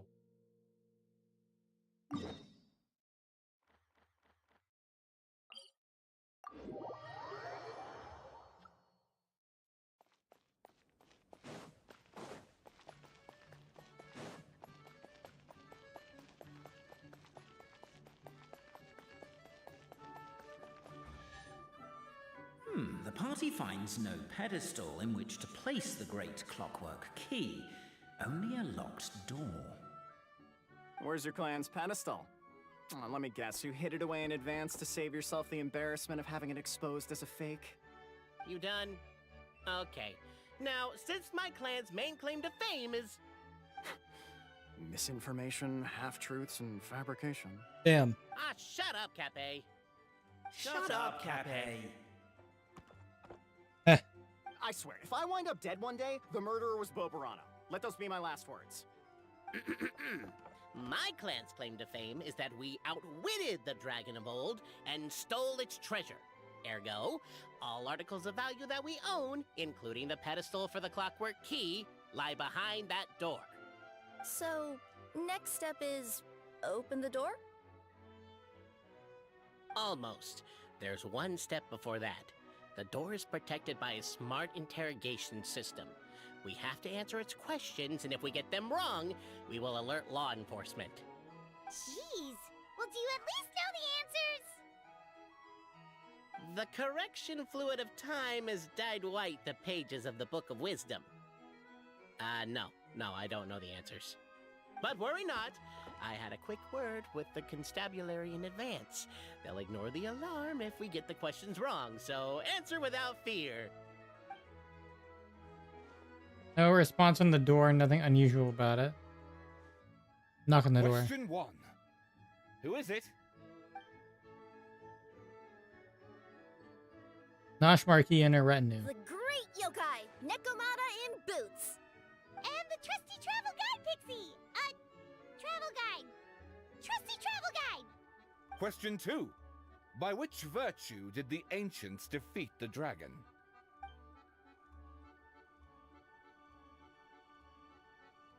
Courage and strength. Oh, no, don't say that. Even though the writings you saw do prove that bravery has its uses. You do realize we can hear everything you're saying, right? If you say it out loud, you'll only set those 3 off arguing again. Thinking it is fine, but please promise me you won't say it. Question 2. By which virtue did the ancients defeat the dragon? They're working well. To be completely honest, hard work is a bit of an alien concept to us here in the Constellation Metropole. We have hardware and we have clockwork, but not hard work. Question 2. By which virtue did the What the ancients fuck? defeat the dragon? Wisdom. If this is the right answer, I swear I'll... Correct! What? A barefaced lie. So low. Question 3. Which is more real? The fiction of the outside world, or the truth of this world?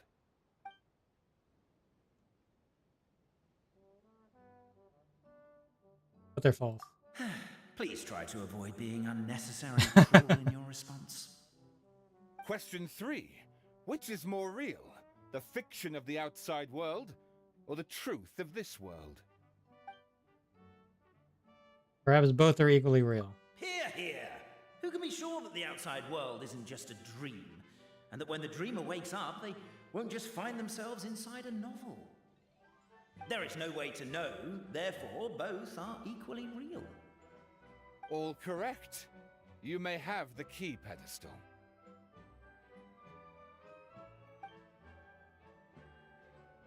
Of a smoke wafts out. Traveler Marquis, you know what must be done. Please insert the great clockwork key. Oh, and this is my family crest. It's literally a key.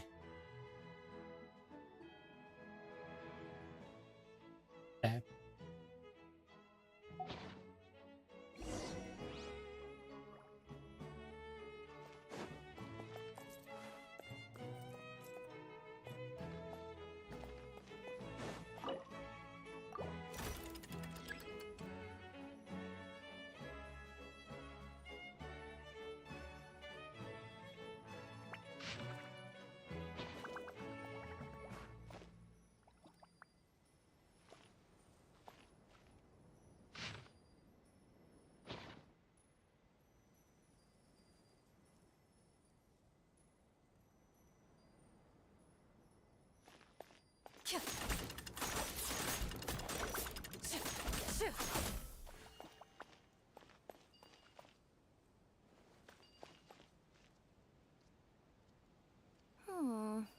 Do we really need this one?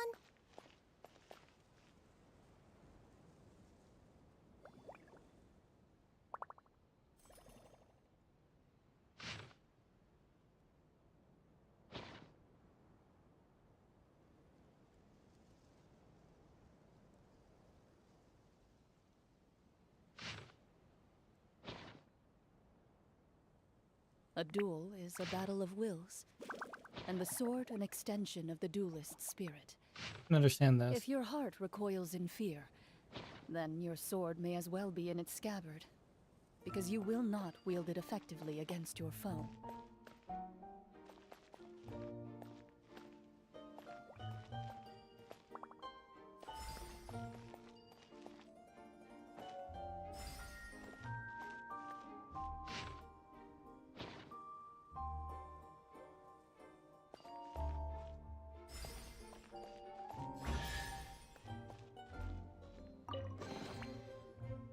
Now, let me see what elaborate fiction the Clan of Wisdom was able to conjure up. If anyone's listening, I would like to submit these as my last words. I surrender. I'm the one who murdered Tappy.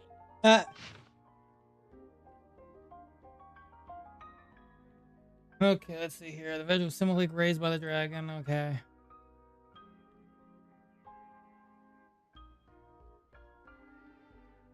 No solutions as to resolve the difficulty.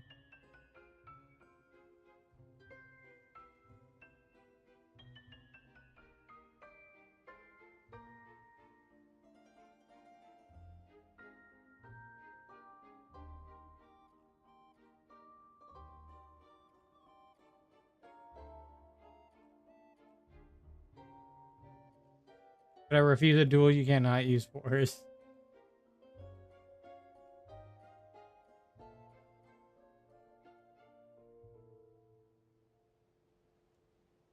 Oh, I dreaded going to the toilet. Okay.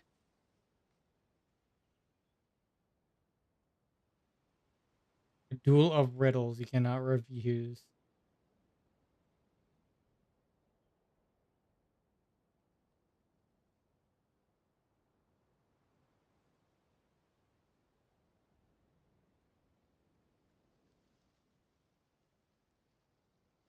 How much more did I lose in the end?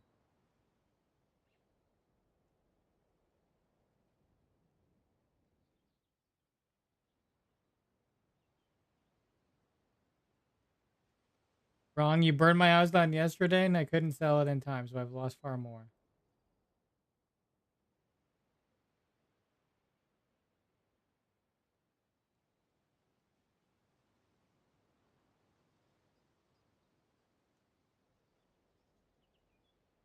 I have the right to loot of the same value as your life, minus one more. Assume my house is worth just one more, then the Wicked Dragon, you know what to do with yourself? Okay, then.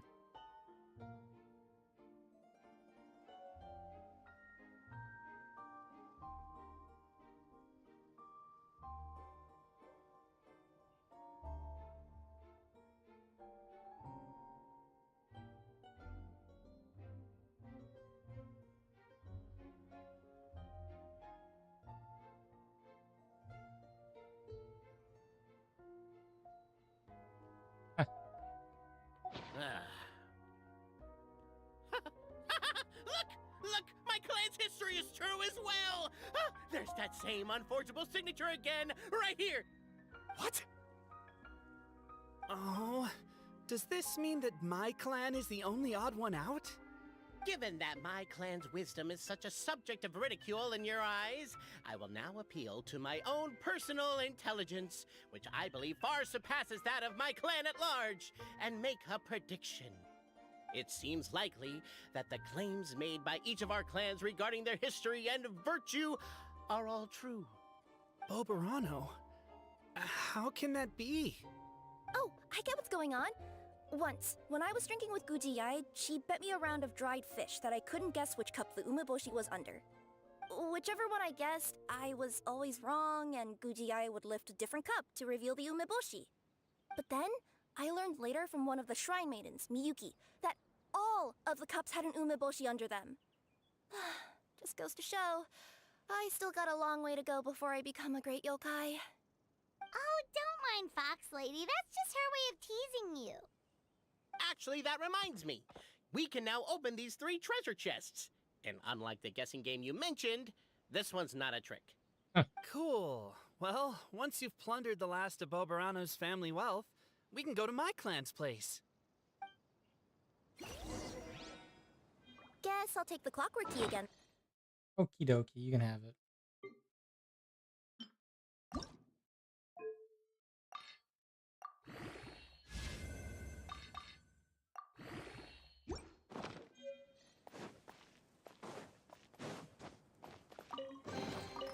If these items are unclaimed, we may take them without controversy.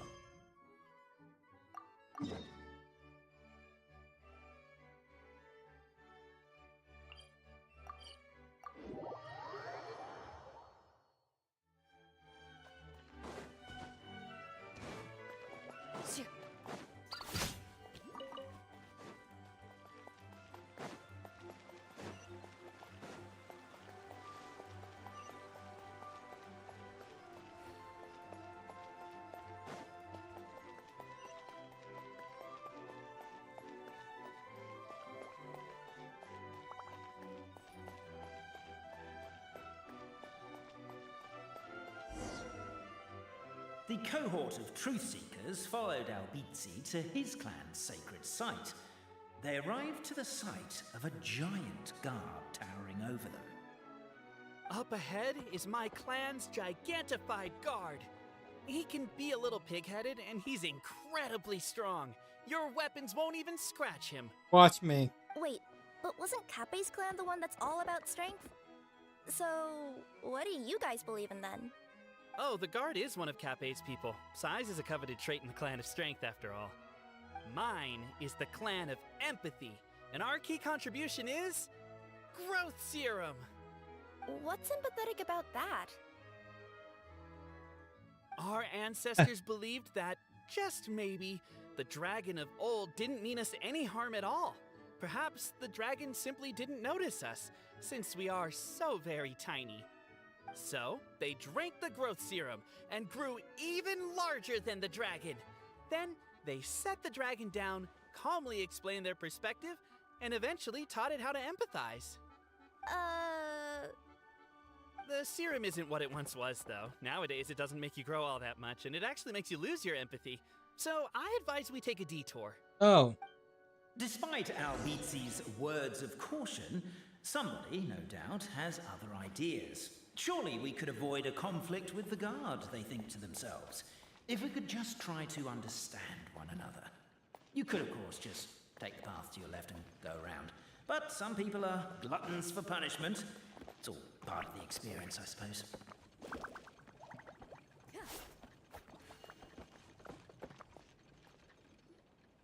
Everyone, I have returned. I come with the long-awaited Marquis and their followers to search for the lost origins of our clan. Well, we weren't told anything about that this morning. Get out of here. Leave us alone. Okay.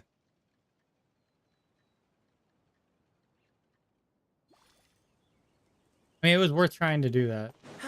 You and Albizi only wanted to strike up a conversation with the guard.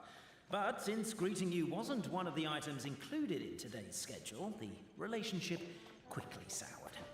If you're just looking for a way in, why not consider taking the path on your left? Why is my own clan treating me like a villain? You've been away too long. We all have. Feels like we've been waiting forever.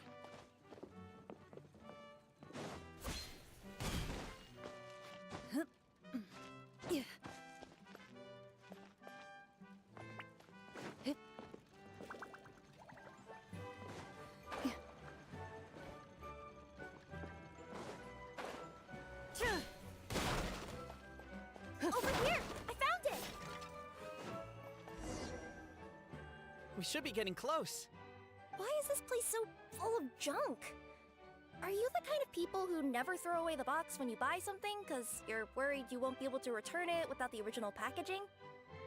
We'll never find the Oracle Pillars in all this mess. Never mind that. We have a more pressing issue. It seems there's a slight problem with my clan's family crest. The Marquis may need to utilize their wisdom to solve the issue. Oh, trying to determine it, what it looked like. Okay, I have an idea already. Wisdom too, huh? Well, you guys have a bit of everything, don't you? Except empathy. Over here! Yes! Keep the noise down! We don't want to alert the guard.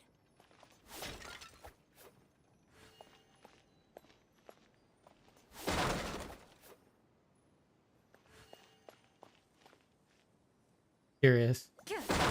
Can't you destroy the boxes a little more quietly?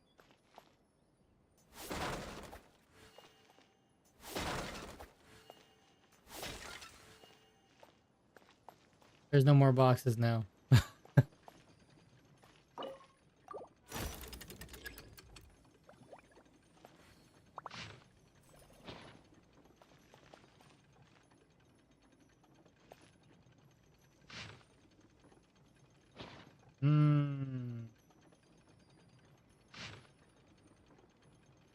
Trying to see what angle this would be.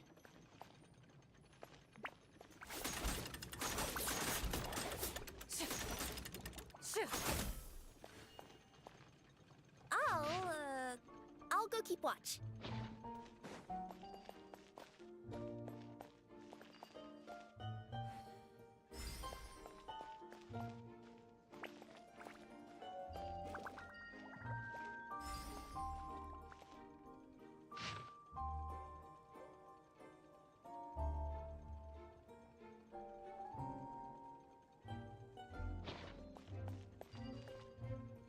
Apparently that was incorrect. But don't blame yourself, it's Albizi's clan's fault for taking terrible care of their family crest. How could they let something so important get so dirty?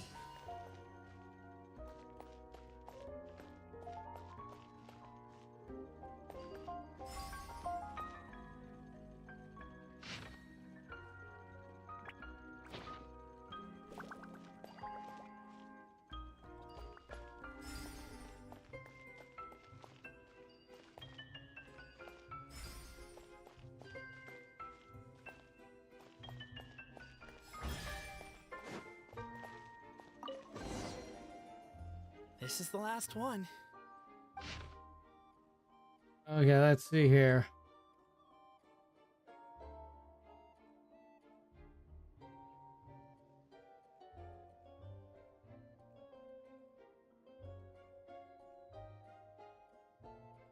They apologize to the class of the anti-dragon wall. Okay.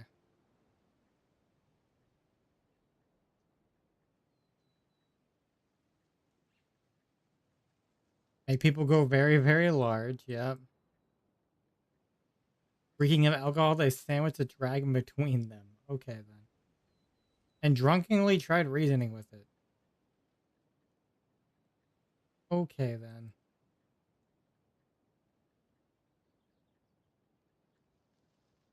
The signature. So it's true. Empathy is one of the founding virtues of Constellation Metropole, too. Just as we suspected, all three are the truth. Okay. Well, this is a lot to process. I feel a little empty inside. Yes, we found the truth, but there's too much truth. I get you. It's like in Inazuma, when there were only 6 books in the Mirage Warrior series, it was really popular. But by the time book number 88 came out, nobody wanted to read it. They'd all lost interest. A brief moment of joy is drowned out by a growing feeling of melancholy. But perhaps there is a glimmer of hope to be found too? Anyone? Anyone? All right, I'll say it. How is it the case that these 3 versions of history can all be true at once? That's exactly what Paimon was wondering, but Boborano kind of already explained it away earlier. So Paimon was worried she'd look stupid for asking the question. It's not a stupid question at all, my dear little pixie. While I did postulate that different truths may coexist, there is an issue when it comes to these 3 truths in particular. The problem is, all 3 truths are the history of the exact same thing, namely the dragon and the Metropole's origins. Yet all 3 bear the signature, showing that they're genuine.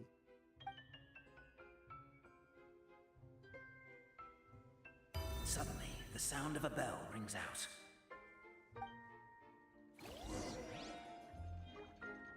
The bell! It rang once! What does that mean again? Ah, yes! Highest level of emergency! Everyone, to the main entrance! Stat! Bring all the glue traps and place them outside the gates! The whole city is on the lookout, and there's only one way out. It's the path right in front of you.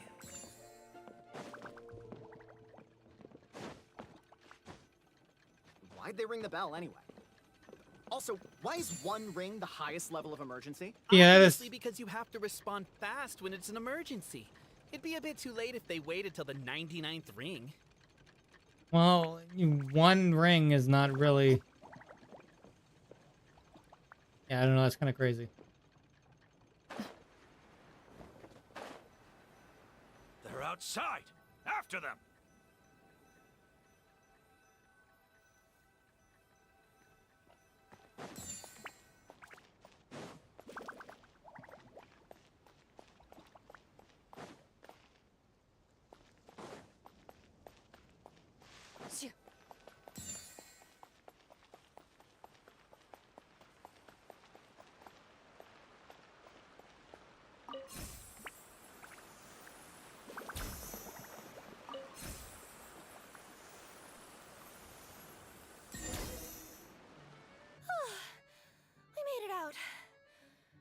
We'll still be needing this clockwork key, but I yoinked it out before we ran, just in case.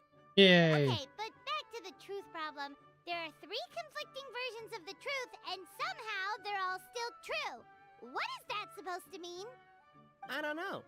I doubt anyone here in Simulanka could make sense of it. All we do know is that any manuscript bearing her signature has to be valid. Well, she is the goddess of fate, the creator of all this. And all these manuscripts are her grand design. The reason we argued about who was right was that we didn't know enough about the truth of the past. But now we have the truth. So we just have to accept it. As surely as we will follow the clockwork path designed for us, so is this the course that history has taken. It is clear and incontrovertible. We will never argue again. Thank you all. Okay. Is that all there is to it? Is this where the decision made at the first crossroads of destiny has led us to? A pointlessly happy ending? You're right, narrator. Overthinking it would be equally pointless. Well, that's enough for one day. Time to take a break. Could you be any more cryptic? You're planning something. Paimon knows it. Whatever happens, today was a breakthrough in my journey of discovery. I will go back and share it with my clan. Me too. And me. Let's leave it there for today then. I'm sure we'll find out what else Mr. Narrator has planned for us tomorrow. Wait until after 8 the next day.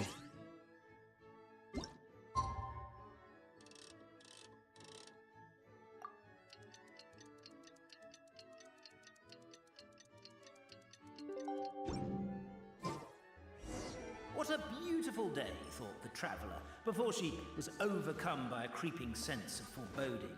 Yes. The voice in her head grew louder. Must go to Pendulum Lane.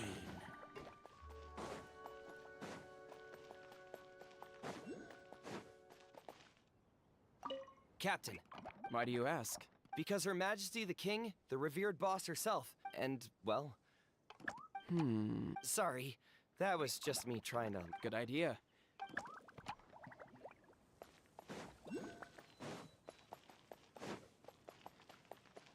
Pendulum Lane is just up ahead. Something must have happened here after all. Everyone's crowded around. Oh my god, this is terrible! I don't understand. The 3 great clans of Constellation Metropole have finally made peace with each other. Who could have done this? What happened? Oh no, someone's lying on the ground. Cappe! How did this happen? Cappe, you idiot! Wake up! You need to revise your last words or everyone's gonna start suspecting me! Last words? What did he say? Detective looking dude. If I wind up dead one day, the murderer was Boberano. You could have at least pretended to not remember it. I'm sorry, Boberano, but this is an interrogation. I have to give the detective straight answers. Don't worry, Boberano. I don't consider you a suspect, nor do I have the authority to charge anyone with a crime. So, are you the last people to have had contact with him? Yes. My sincere condolences. You were travel companions, right? It's a real tragedy. I'm afraid he'll be out cold for another hour and a half, at least. Huh? Yeah, I know. It's despicable. Hitting someone in the back of the head is the second worst act of cruelty there is. The first being replacing their gear oil with extra strong glue. Oh. So, Cappe's not dead? His gears, metal frame, and shell are all still in excellent condition. It's just his energy supply that's been all messed up. Wait. But surely you can't be suggesting that just because Cappe isn't broken, there's no need to go looking for the culprit. Yes. No, there's a need. Huge need. Unfortunately, this is rapidly turning into a cold case. There's no evidence and no witnesses. Unless there's an official clockwork pedestal, the goddess of prophecy around here somewhere. Excuse me. Then suddenly the long-lost dragon of old flew across the sky. Really? I didn't see anything. Wait, Why can't I move? Oh, my mistake. It was just a cloud. Or a bird. Or something. Huh. If only we could turn time backwards and replay the crime. Isn't that one of those, clockwork socket things right behind you? Ah, so it is. No wonder everyone here is suddenly struggling to move. Traveller, if you please, let's recreate the crime scene.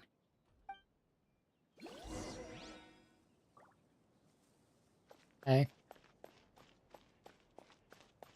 The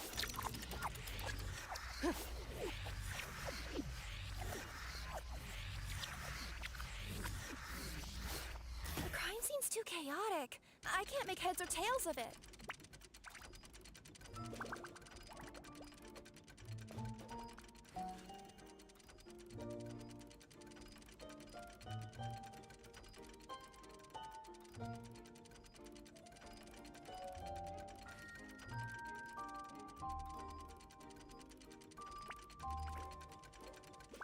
He just fell over. There's literally no crime.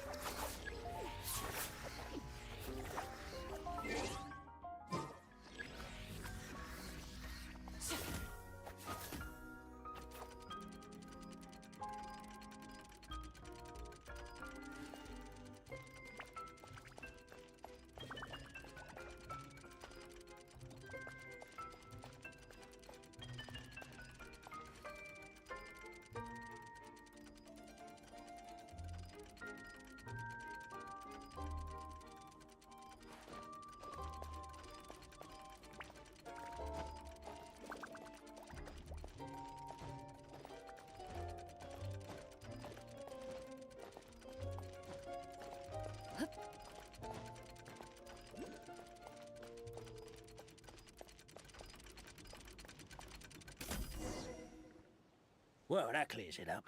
Cappe was walking along the street, then he suddenly collapsed. He was faking it. What? So case closed? Aren't you supposed to investigate a little more first? Well, we literally replayed the crime scene and saw it with our own eyes. There's no need for any evidence gathering or powers of deduction now. He's right. Besides, maybe the truth is inherently strange by nature. Like how Constellation Metropole has 3 histories, each of which is the truth.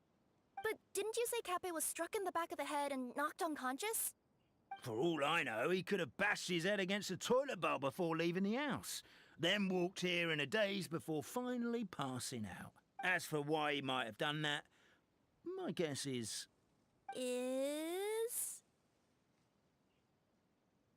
With the Supreme Clan question left unanswered and the tension in Constellation Metropole suddenly wiped away, he was looking to create a new source of conflict. Only then would the city feel alive again. Do we really think he's capable of that, though? Sounds like a pretty complicated conspiracy for the average Simulanka resident. Yeah. Traveler, something about the crime scene isn't sitting right with me. It just seems unnatural. Also, anything outside of the immediate area won't have appeared in the replay. Is it possible that something was missing from the scene? Why don't we search the area? Wait, what are you doing? Oh, we're gonna head to Cappe's house to check the toilet bowl for signs of an impact.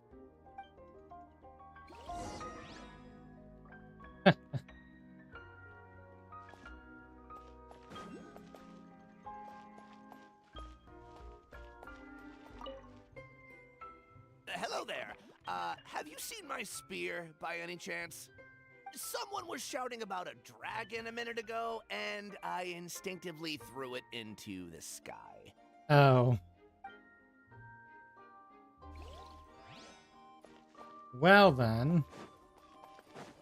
There's a spear here. It looks so mysterious.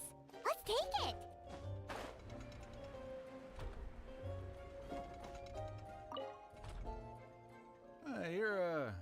not from these parts, are you?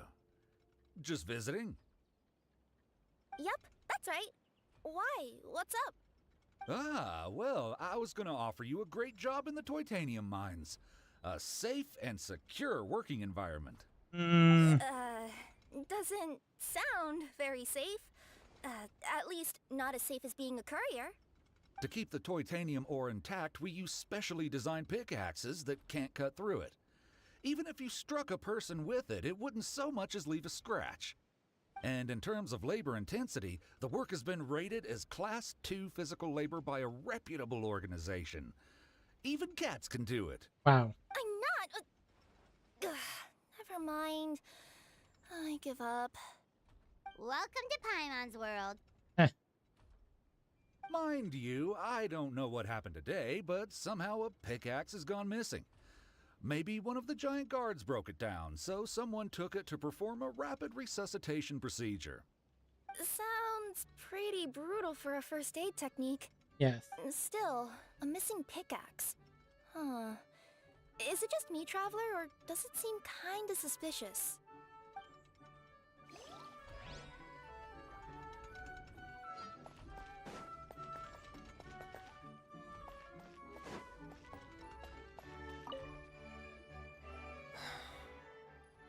Come here.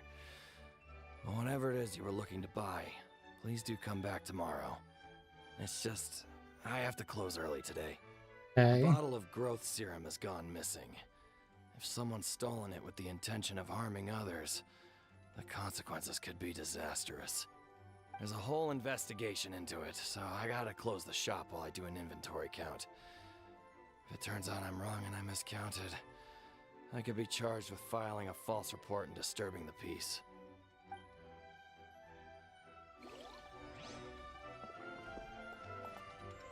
There's a strange potion bottle here. Looks so weird. Let's take it.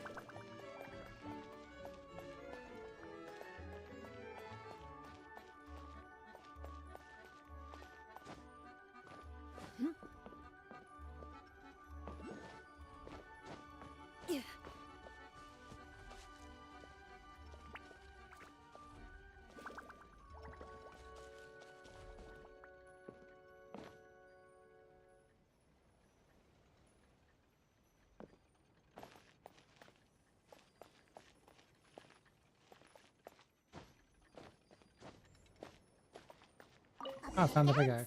What is it doing all the way down here? There's gotta be a story behind it. Let's take it. Let's say one of these was the weapon used in the assault. Which one do you think it is?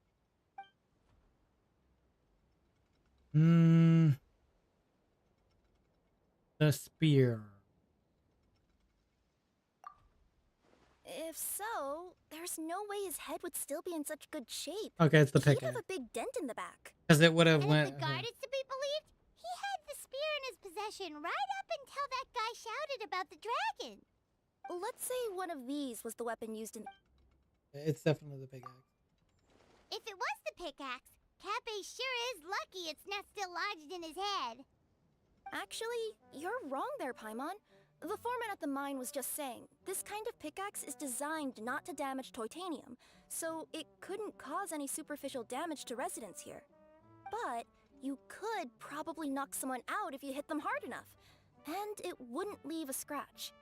Let's take this back to the crime scene and replay it one more time. Ah, you're back.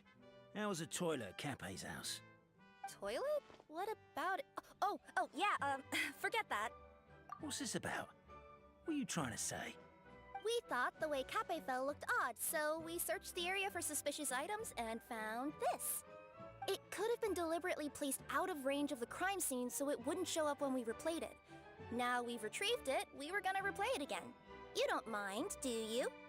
Oh, I just remembered I forgot to turn off the clockwork switch in my kitchen. Yeah, I think I'll just, Oh, no, you stay right there. He did it. It was the detective all along. We should be good now.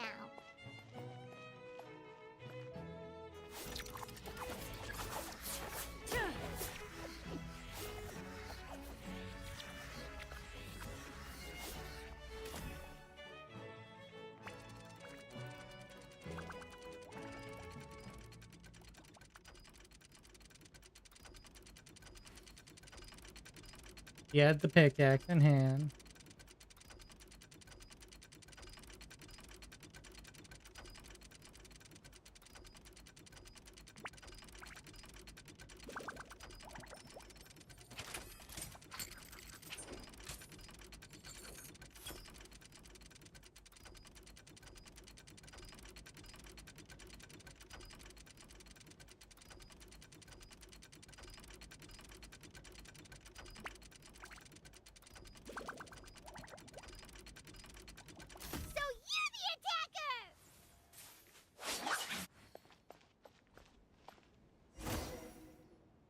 So, it was you!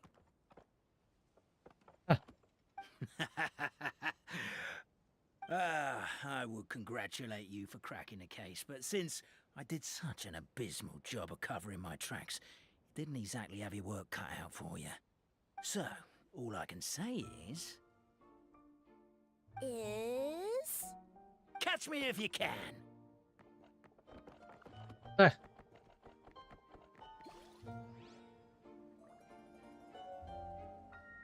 We have a runner!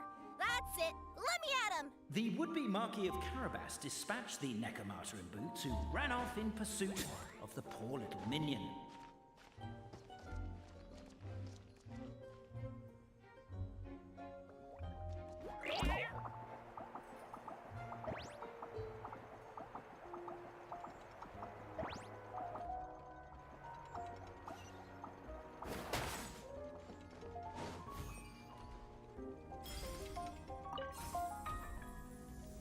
The minion's poor little lower back was protesting painfully against the intense physical activity. He decided to take the elevator, giving him a moment to catch his breath. Really? His lower back asked. But the minion had no other choice. He resolved to make the jump down.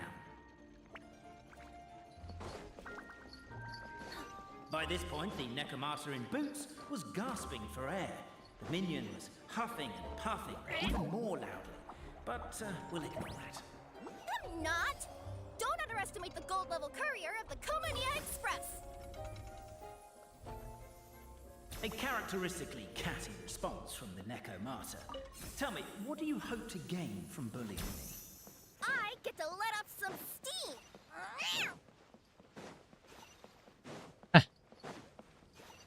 Ha-ha! You fell into my trap! Oh, and by the way, remember the glue you got stuck on when you first entered the future Marquis' abode-to-be? That was also me. I did it using my powers. Rats! Oh, I'm so jealous of you guys right now. You can just jump out of your shoes running, but Wait, I'm wearing boots this time. Yes! The unnamed minion made a last-ditch escape attempt. He began his long climb, up the wall. I fell. The tall Are you kidding me, dude?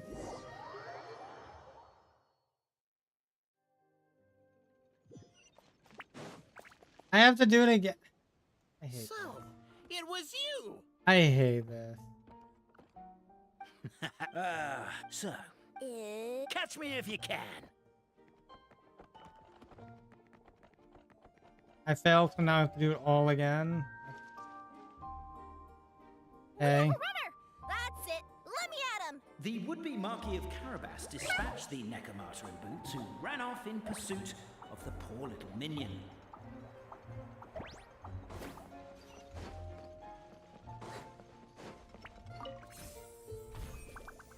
The minion's poor little lower back was protesting painfully against the intense physical activity. He decided to take the elevator, giving him a moment to catch his breath. Really? His lower back asked.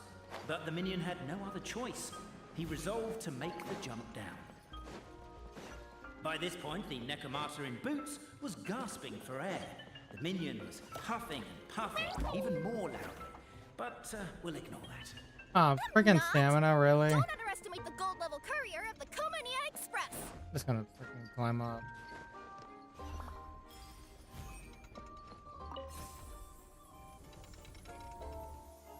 A characteristically catty response from the Necromata. Tell me, what do you hope to gain from bullying me? I get to let off some steam. Ha-ha! You fell into my trap. Oh, and by the way, remember the Yeah. you got stuck on when you first entered the... Yeah, we heard it already. Come on. To be? That was also me. I did it using my powers. Okay. Rats! Oh, I'm so jealous of you guys right now. You can just jump out of your shoes and keep running, but Wait, I'm wearing boots this time. Yes! The unnamed minion made a last-ditch escape attempt. He began his long climb, up the wall, the tall wall. He began his long climb up the tall wall. You call that a tall wall? In urgent Neko parcel mode, I'll scale it in no time. I'm beat. I surrender. I surrender. You've got nowhere left to run. All right. I confess. That was fast. Getting caught by you here was a backup plan. I don't know if what I've done will make things better or not. Time to come clean. I am the narrator. The one Okay. who's been guiding you all this time. That makes sense. Yes. Shock. My mind is blown. You're overdoing it a little bit there. Anyway, I only did what I did because Why are you suddenly spilling the beans? I poured my heart and soul into all this. I was worried you wouldn't ask. The truth is, I was one of the first conscious beings ever made by the goddess of creation. And I've known for a long time that this whole world is just a fairy tale written by the goddess of fate.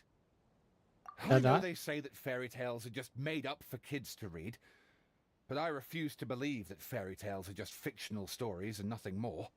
The reason why Constellation Metropole has 3 origin stories is that the goddess of fate wrote 3 drafts and couldn't decide which one she liked best. Seriously? Then her cat trod all over them, and they all got crumpled together, so the 3 worlds just sort of folded into one. Okay. The goddess of fate was torn between them anyway, since she couldn't decide which ending was best for the dragon or the kids.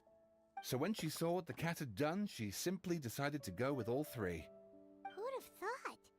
Well, what does any of this have to do with what you did? You're not a fictional character, so you couldn't hope to understand my sorrow. Honestly, I don't think there's anyone in all of Simulanka who would understand.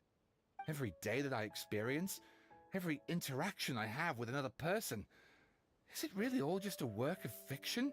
Yes. The only reason the 3 great clans wanted to find out the truth was for the pointless task of electing the supreme clan. I thought that once they'd learned the truth, it might make them curious enough to investigate further. But as it turned out, they just accepted it and carried on living the same old lives.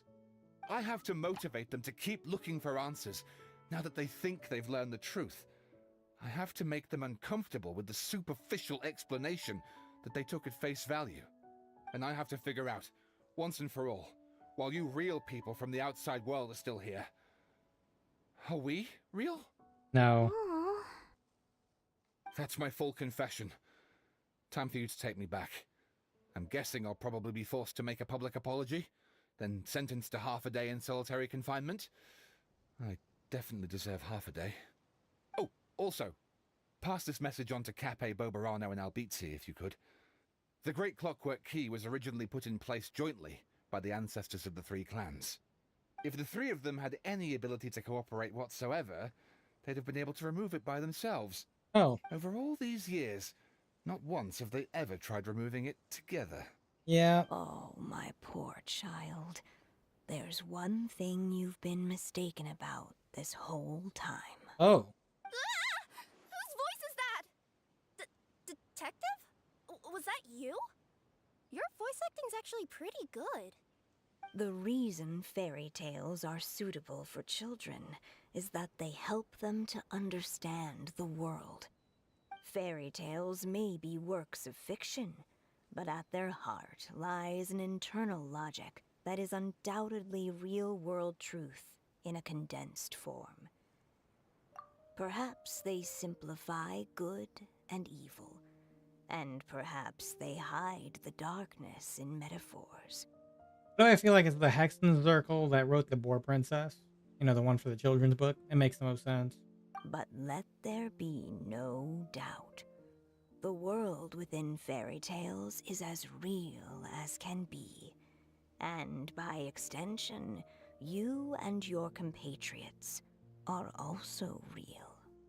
Goddess! Is it really you? The line that separates footnotes from narrative can never be crossed. Never the two shall meet. This is why you have never heard my voice before.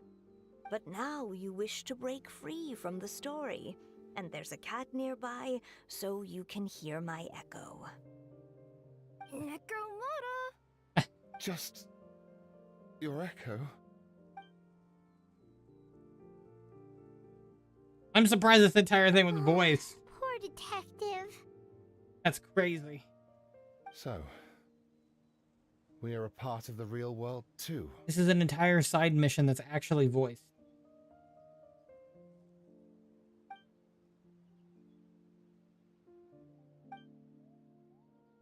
Away. Photo of the crime scene.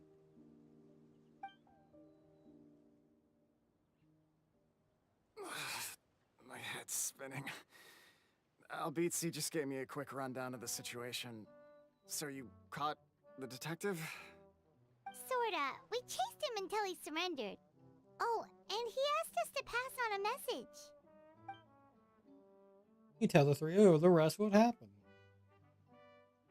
And that they could have removed the Great Clockwork Key together. Does he really think we didn't try that? 'Cause we did. After 6 months in that place. That was my bad. I thought it was a stupid idea at the time, so I didn't really exert myself. Oh, there you go. I also sort of stopped trying after 3 years. Never mind. I'm partly to blame as well. On the second attempt, I just hugged the key and pretended like I was pulling as hard as I could. You guys are so lazy. My granny's neighbor's pet cat has nothing on you, and it spends all day, every day sunbathing. Anyway, you said you heard the voice of the Goddess of Fate at the end? That's amazing. There is a world beyond our own after all. What would you guys say to taking a trip to the outside world sometime? Otherwise, I got bashed in the back of the head for nothing. Depends. Do either of you know how to get there? But yes, I agree we should go. And not invite the detective. Just to annoy him. But maybe the reason we've never worried about whether we're real or not is that, unlike him, we weren't there to witness the creation of this world. We've never had any reason to doubt that we're real. If someone ever convinced me that these delightful dimwits, Cape and Albizzi, weren't real, oh, I'd be devastated.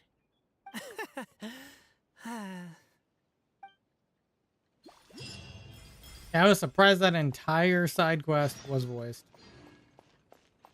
Hex Coda.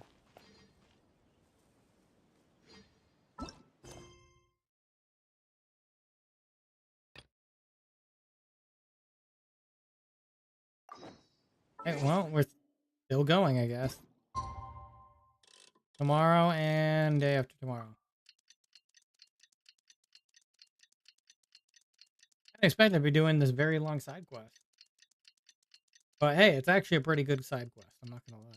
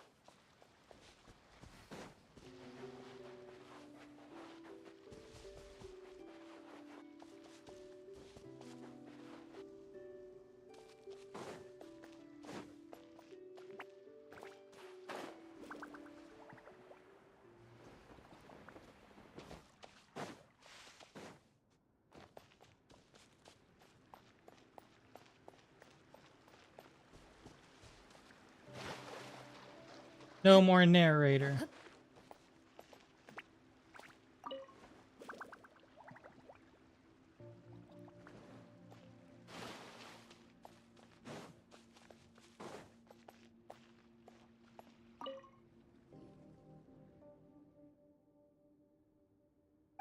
Ah, the voices are gone now.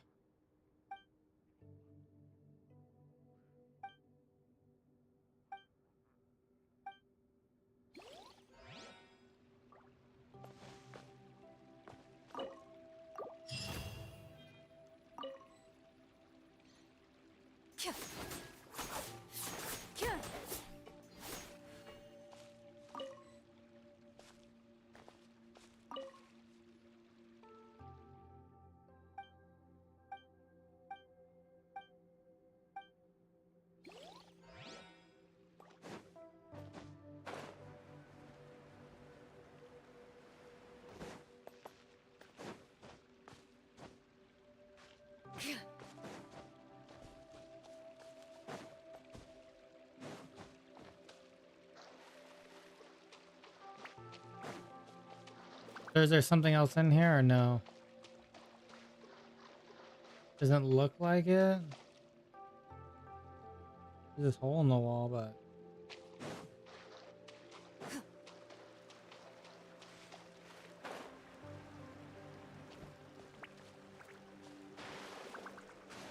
okay, yeah, I guess that wraps that up.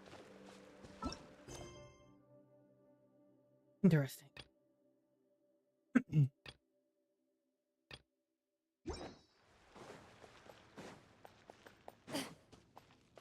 Fascinating.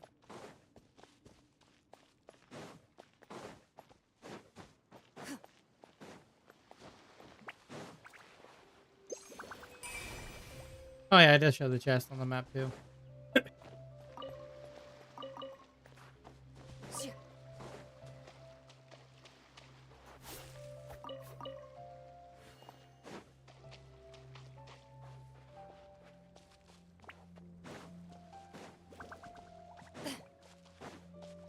I see everything. Oz, reveal back. Stabilize.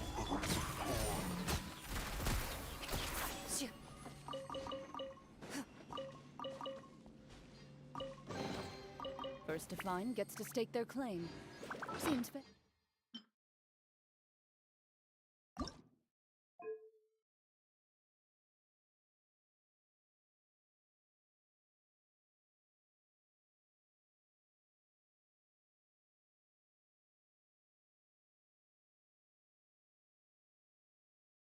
Bum bum bum.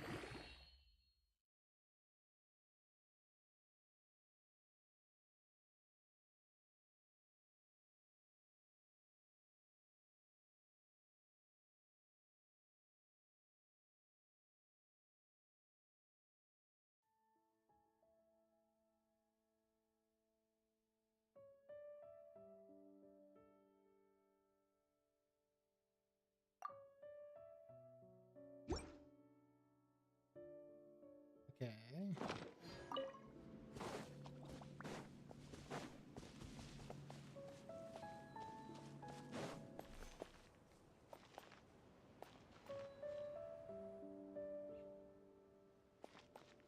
I don't see anything here.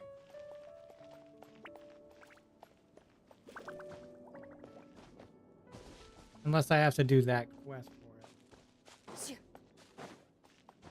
Could be.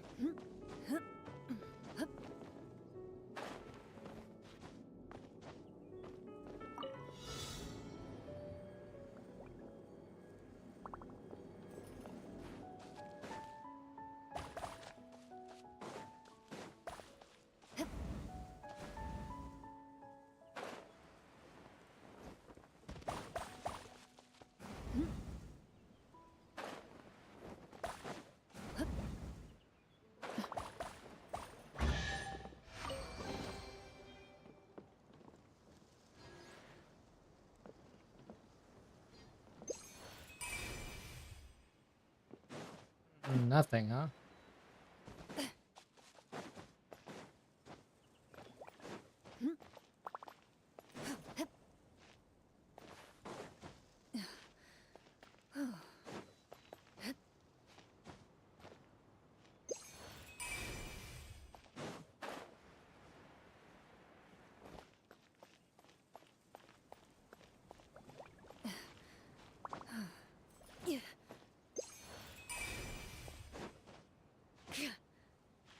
there anything at the top of this or no?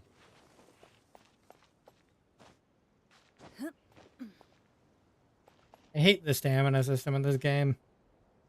Give me the Wuthering Wave stamina system. I don't feel like I'm freaking losing stamina all the time in there.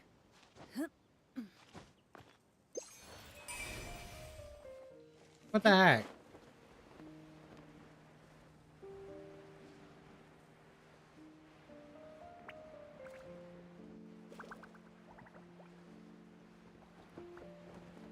I swear I thought there'd be more around here.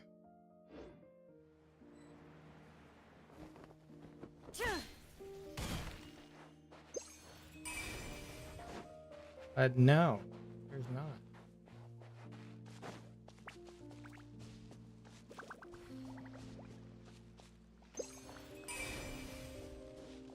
There's literally nothing else on this mountain? That was it?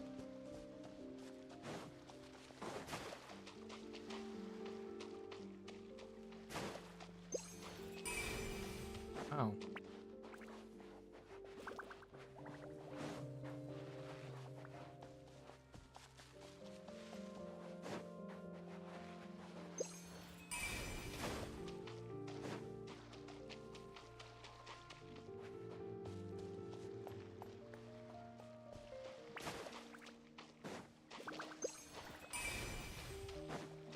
Yeah, I forgot there's the other things.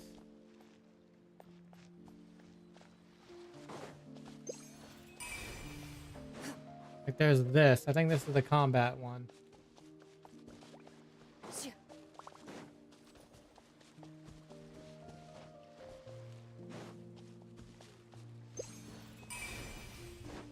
Yep, there's nothing else here. Okay, hi, Alof.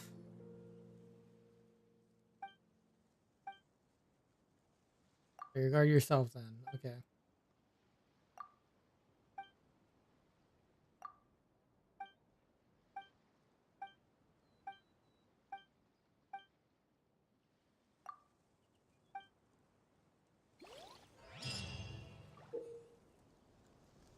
You have to form 2 teams to complete 1 stage. 2 stage for each. That was greater than equal to the stakes combat battle. Okay. I think I kind of recall doing something similar.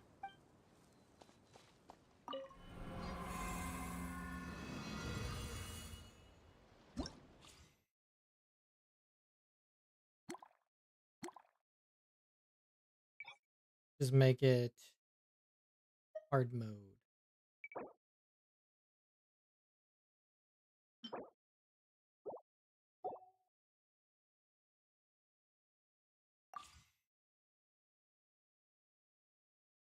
Elemental skills increased. Okay. Off-field characters. Got it. Okay, who should I use for my 2 teams? I am thinking Navia uses a lot of E skills. And Nula, not so much.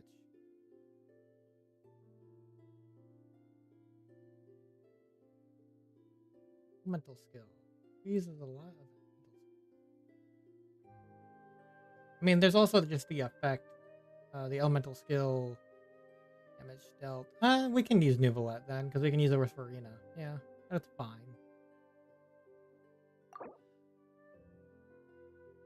Phase 2 as the golems. We probably should use Navi on the second half. Navi on the second half. Top half can be Nuvolette. That would work perfectly fine. Nuvolette, Farina.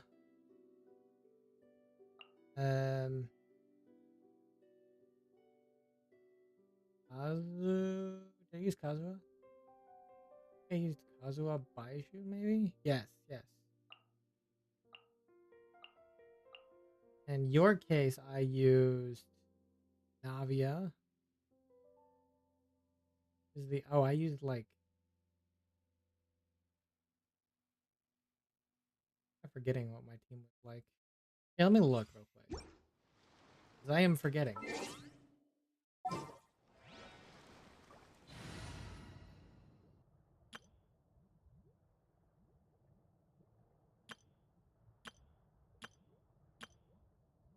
Ah, yeah, okay. It is what I thought. All right, cool.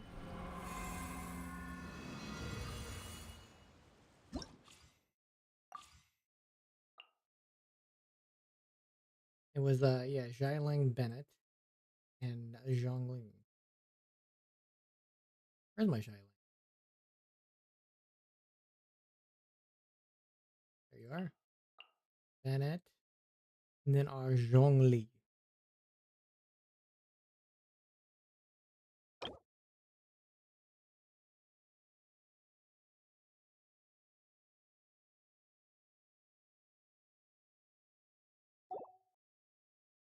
I didn't have to use a bunch of different ones, but it works.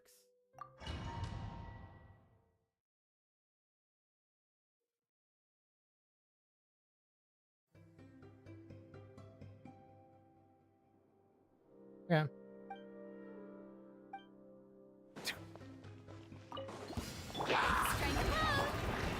That hurt! Into the wind. As one with wind and cloud. The lightning echoing song! The doctor will see you. Taking a turn for the silence.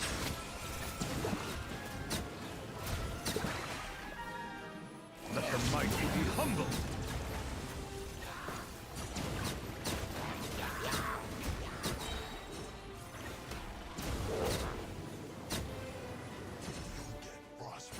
Bow your head.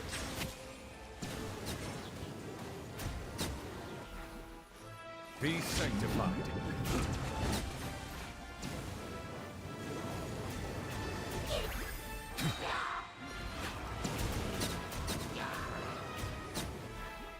Silence!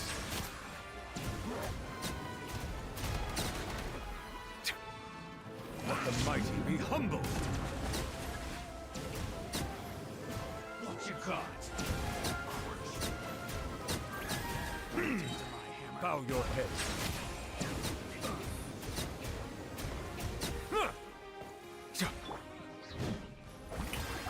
Time to shine! The wind knows her. Clouds high. The birds call. One with nature. Seems like an emergency. A bitter pill to swallow.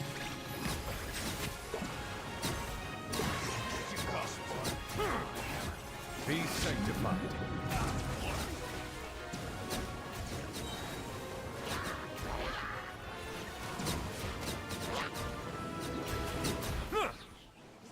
Settle down.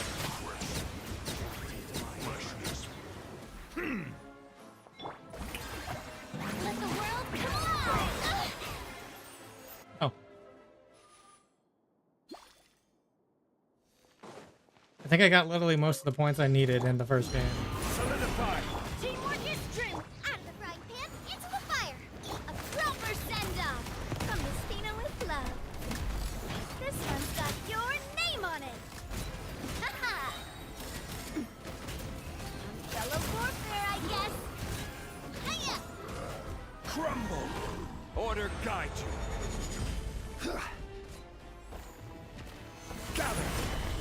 I'm going in! Hey-ya! Fire! Well, with rocks. Feeling lucky? Ha! This one's got your name on it! Ah! Everybody stand back! Nice and spicy! You're toast! I will have order. Solidify. Attack! That's the way. This one's got your name on it! Feeling lucky? I'm going in! Booba, get them! Eat this! This is order. Stabilize. Proper send-off! From the Spina with love. Hey there! Feeling lucky?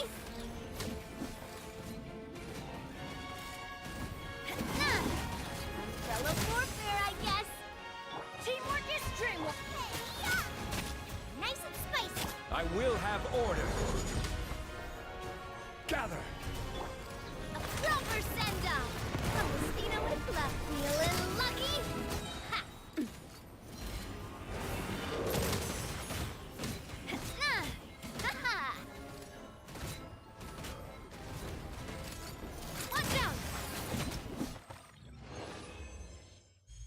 72. Simple.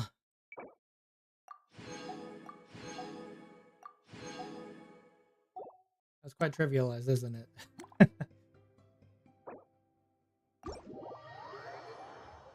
Ow. Alright, let's just go check out all the games real quick. I think there's one more.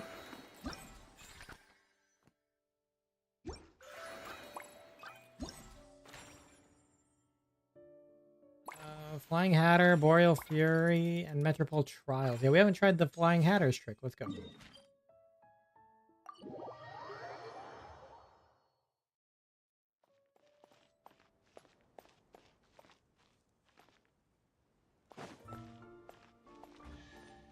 What?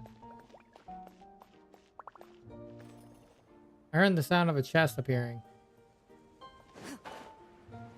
Oh, strange.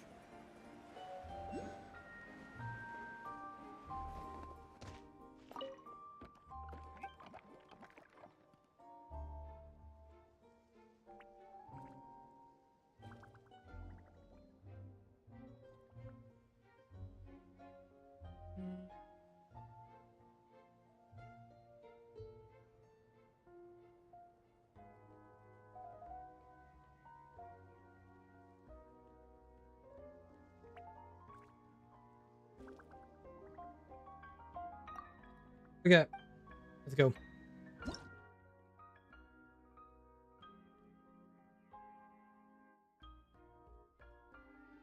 I don't quite understand how this works, but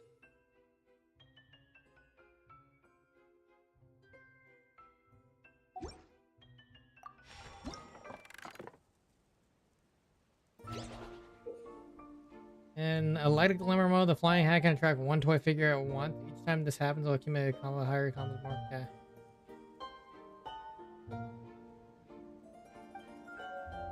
Okay.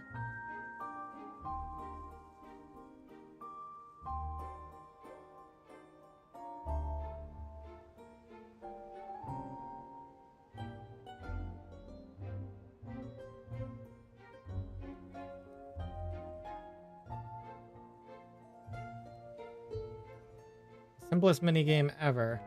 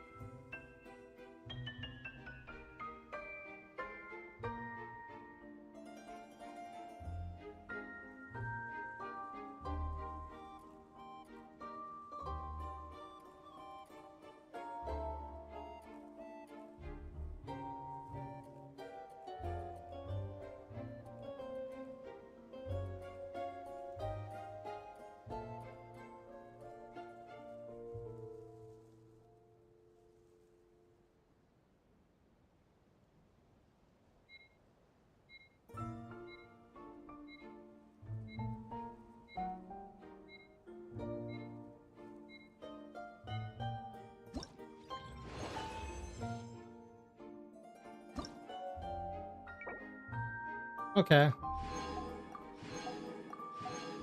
Yeah, I don't know what kind of minigame that is per se, but okay.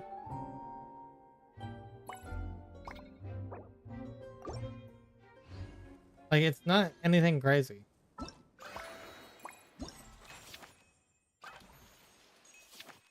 Boreal Fury?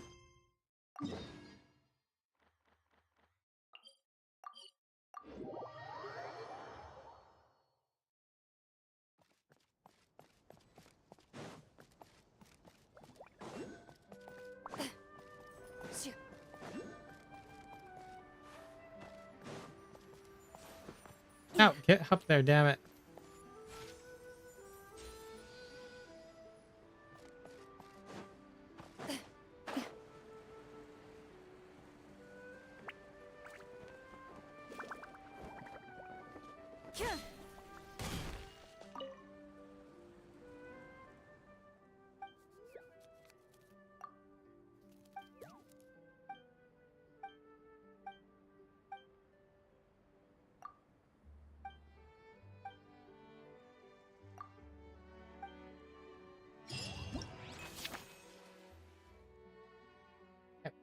There's 2 of these ready.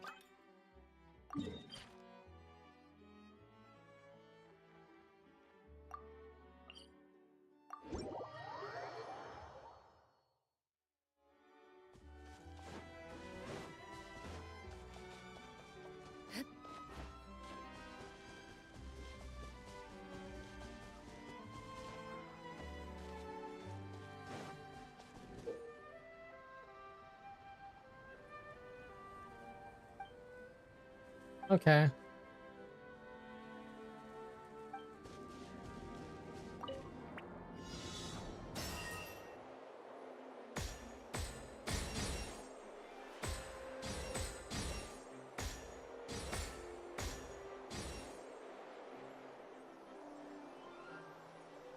Okay.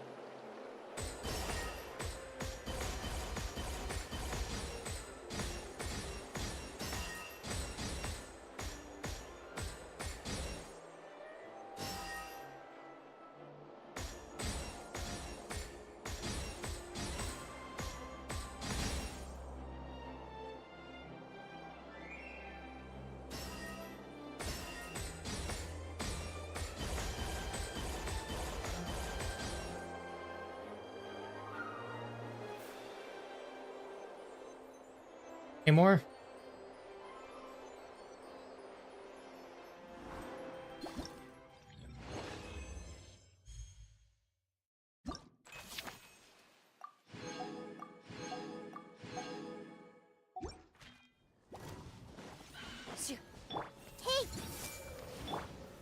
Solidify!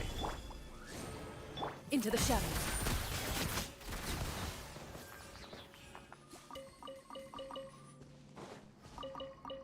I feel like I fought fungi in a while.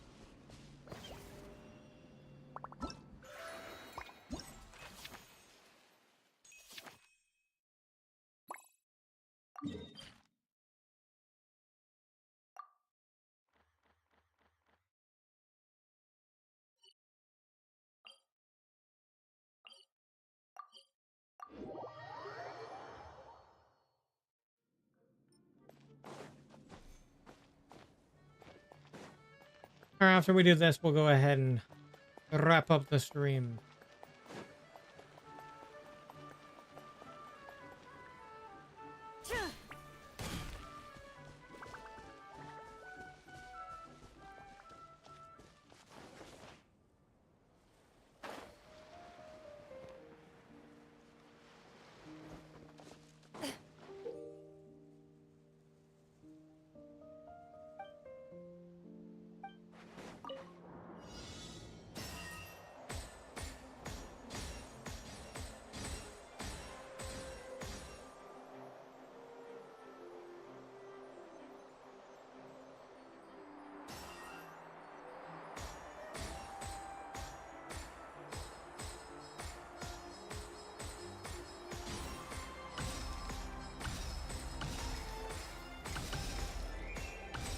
Missed one.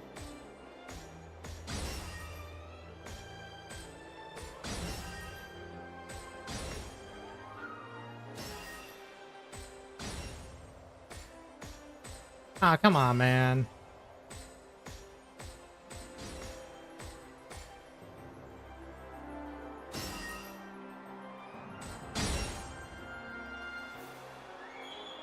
I'll still get the score, but...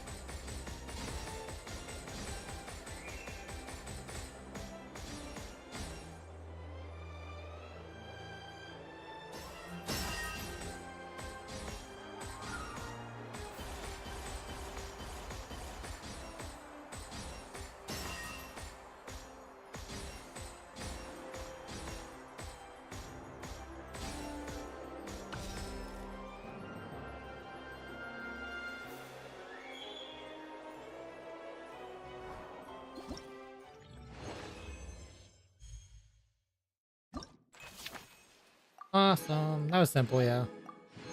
I knew I'd still get the points.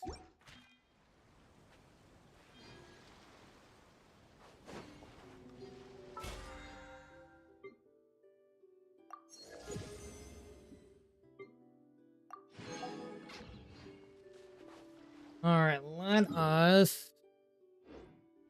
Might just have to use one condense somewhere real quick. Oh, let me claim these. And we'll use one condense somewhere real quick so we can condense one more time and call it a day. Contain. I'll just do this one. We can call it a day.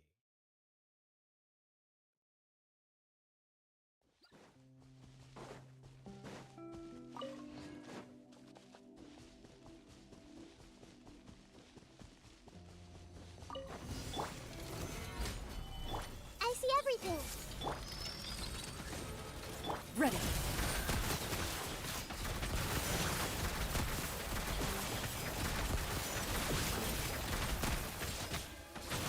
Hey!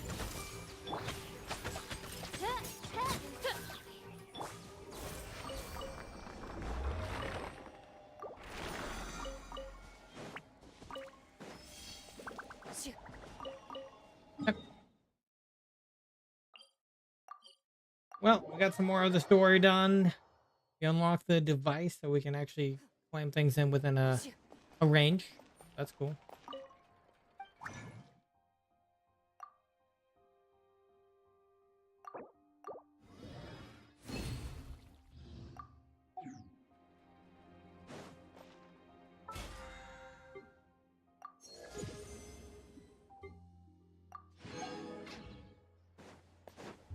And I think we've already claimed our dailies, right?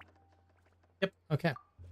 Alright, I think with that, we will call it a stream here. Thank you guys all for watching, and I will catch you guys on the next one.